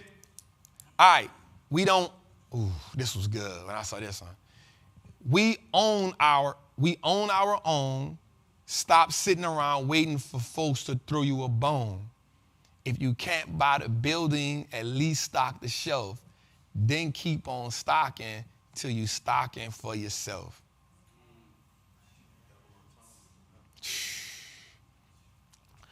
I don't even want to get in the idea of breaking down because Hov be a whole. What I will say is this. If you're on a journey, we know one thing, that ownership is key. Nobody not going to give you nothing. Stop saying what the world owe you. Stop saying what the government owe you. Stop saying what anybody owe you. Watch this, yo. If you can't buy the building, go create a product to stock the shelf. If you can't buy the building, go create the product to stock the shelf. And simple as this, keep on stocking the shelf until you're stocking for yourself. Now, I'm not going to get into all the nuances that Hov got going on right there. But what I will say is, do not despise small beginnings. Have a big dream, know where you want to go at, but at the same time, from step 1 to step 2 to steps 2 to step 3 until you become the person who you're working for. Most people get discouraged by the process, even though they have the goal. Want the end result so bad that you don't care what the process look like. The process is going to get ugly. The process is going to get hard. The process is going to get discouraging. But that's all right as long as the end result is what you want. I sat in here in the dark. I watched them put one light up at a time. And I remember the day my production team, Dave in the back right now, when he had all the lights up and we ain't had nothing else. When Dave left, I cried. And I cried because this was me taking the first step to owning 30,000 square feet. Let that sink in. This is only 6,000 square feet. In my mind, I said, I see you, Tyler Perry. I'm going to create a network. I'm going to put shows under me that I'm going to create. I'm going to shoot a movie. I'm going to shoot a series. But before I can get 30,000 square feet, this 6,000 square feet, I'm going to make a lot of mistakes. But guess what? The mistakes I make in 6,000 square feet, I ain't got to repeat them mistakes when I get 30,000 square feet. I can make some new mistakes. I never took off the plate that I ain't going to make mistakes. It's just going to be a different set of mistakes. I'm not going to make the same mistakes in here that I'm going to make over there. And so when I saw the lights, I wasn't thinking about now. I was thinking about what it's going to look like in 5 years. All the decisions you're making right now, how will they look in 5 years? So when they just put the lights in and I ain't have a big screen and I ain't have the walls painted, when Dave and them left, I sat in here in the middle of that floor on that stained rug and I cried because I said, yo, I'm giving birth to it. It's disruption time. And you cannot get progress without disruption. All right, let's go a little further. So we made it, y'all. We made it to this segment of Wise Words from the OG. And I'm going to salute y'all because this probably is my longest running episode, but I just had some stuff to say. So I want to ask you a question. What would happen to your life if you viewed everything up until this point as a transformational part of your story?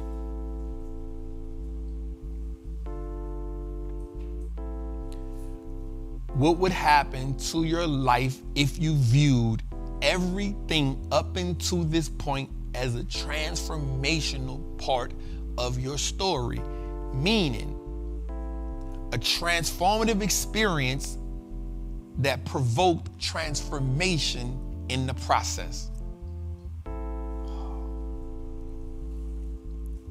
What happens if we go back and we look at our life, simple as this, that everything that happened to me was supposed to happen to me so I can get to this point? That's what I mean about transformative.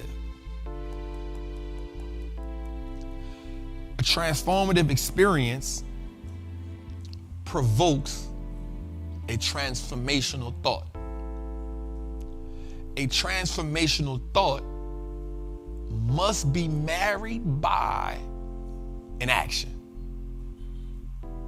So what did the experience cause you to think that created an action?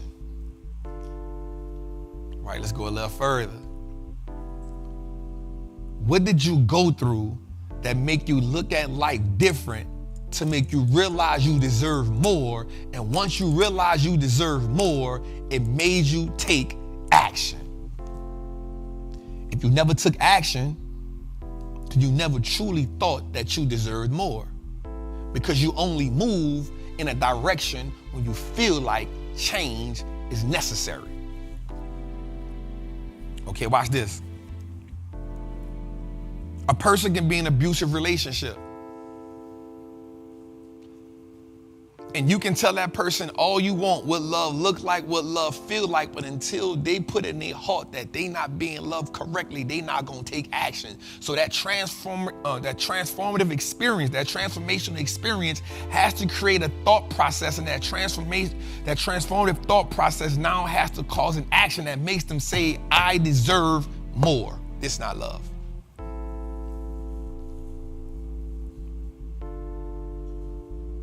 But here's the dope part about that. Once we get that experience, every day we gotta fight to make sure the feelings that we felt stay in the forefront. Because if we don't, what'll happen is we will normalize that experience. And once you normalize that experience, you go back to what's comfortable. Let's make it make sense a little more, Trap. Example. I know people who've gotten car accidents from drinking alcohol. That's a life-changing experience. And then after the car accident, they survive and they say, yo, I'm not drinking ever again. Until the reality of what they went through in the car accident wears off. And then after that wears off, they go back to drinking again.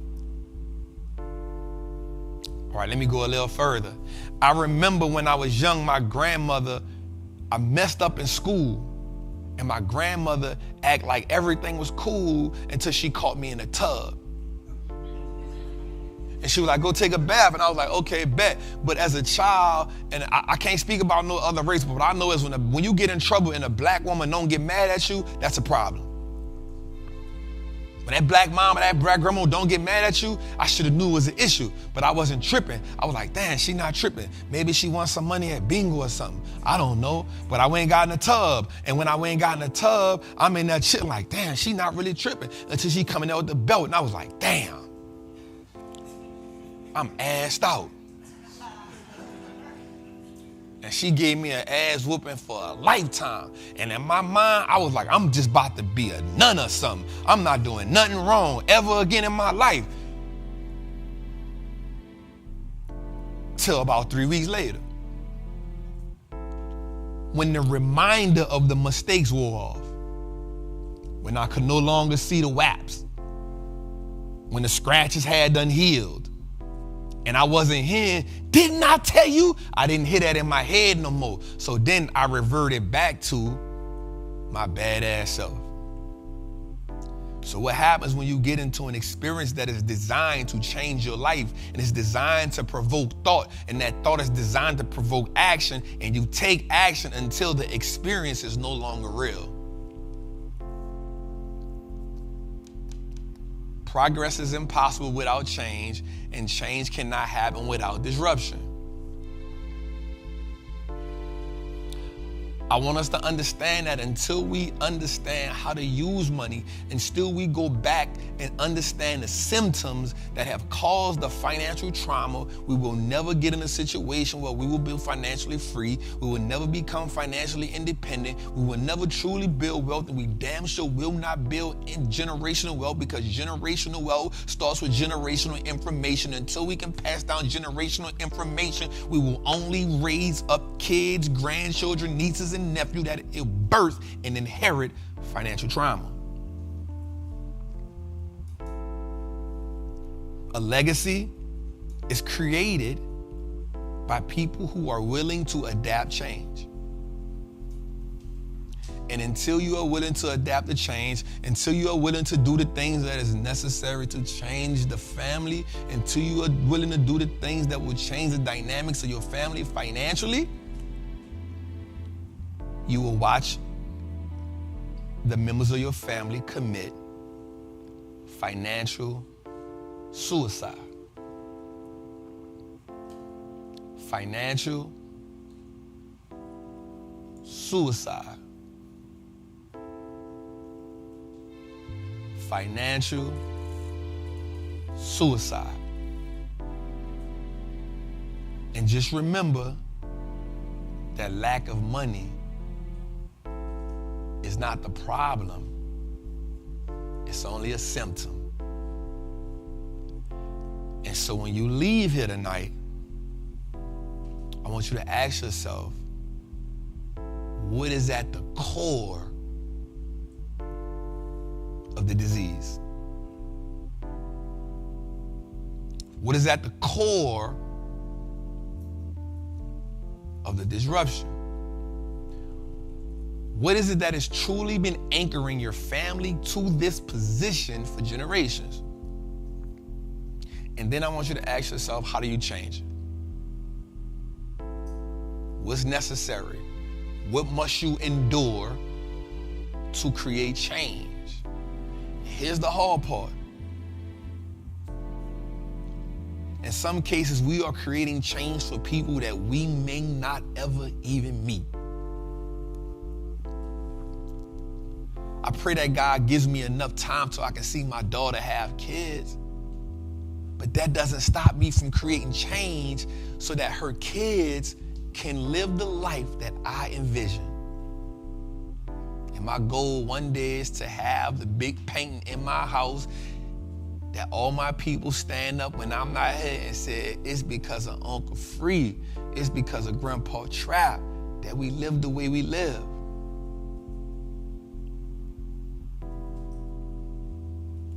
I'm gonna leave with saying this.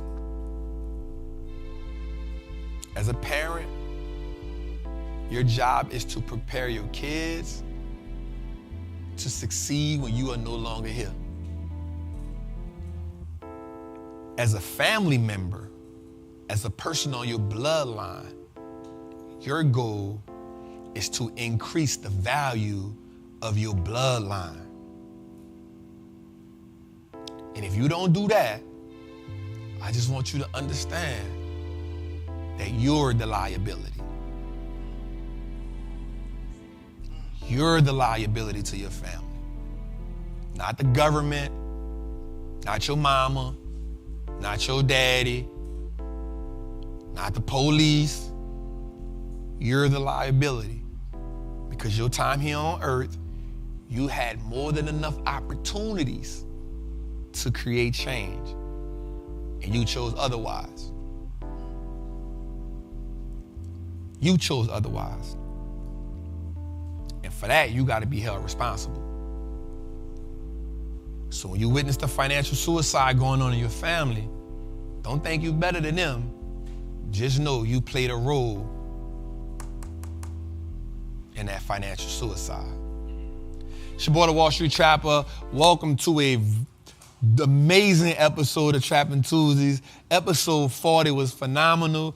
Listen, make sure you like, make sure you subscribe, make sure you share this. And listen, I love y'all. I appreciate y'all. I will go with Trappin' Tuesdays each and every week. It's to increase your financial literacy, increase your ability to make great investment decisions, most and foremost, increase your legacy. So you the last one that get it out the mud so that everybody behind you can get it out the market. I'll see y'all next week.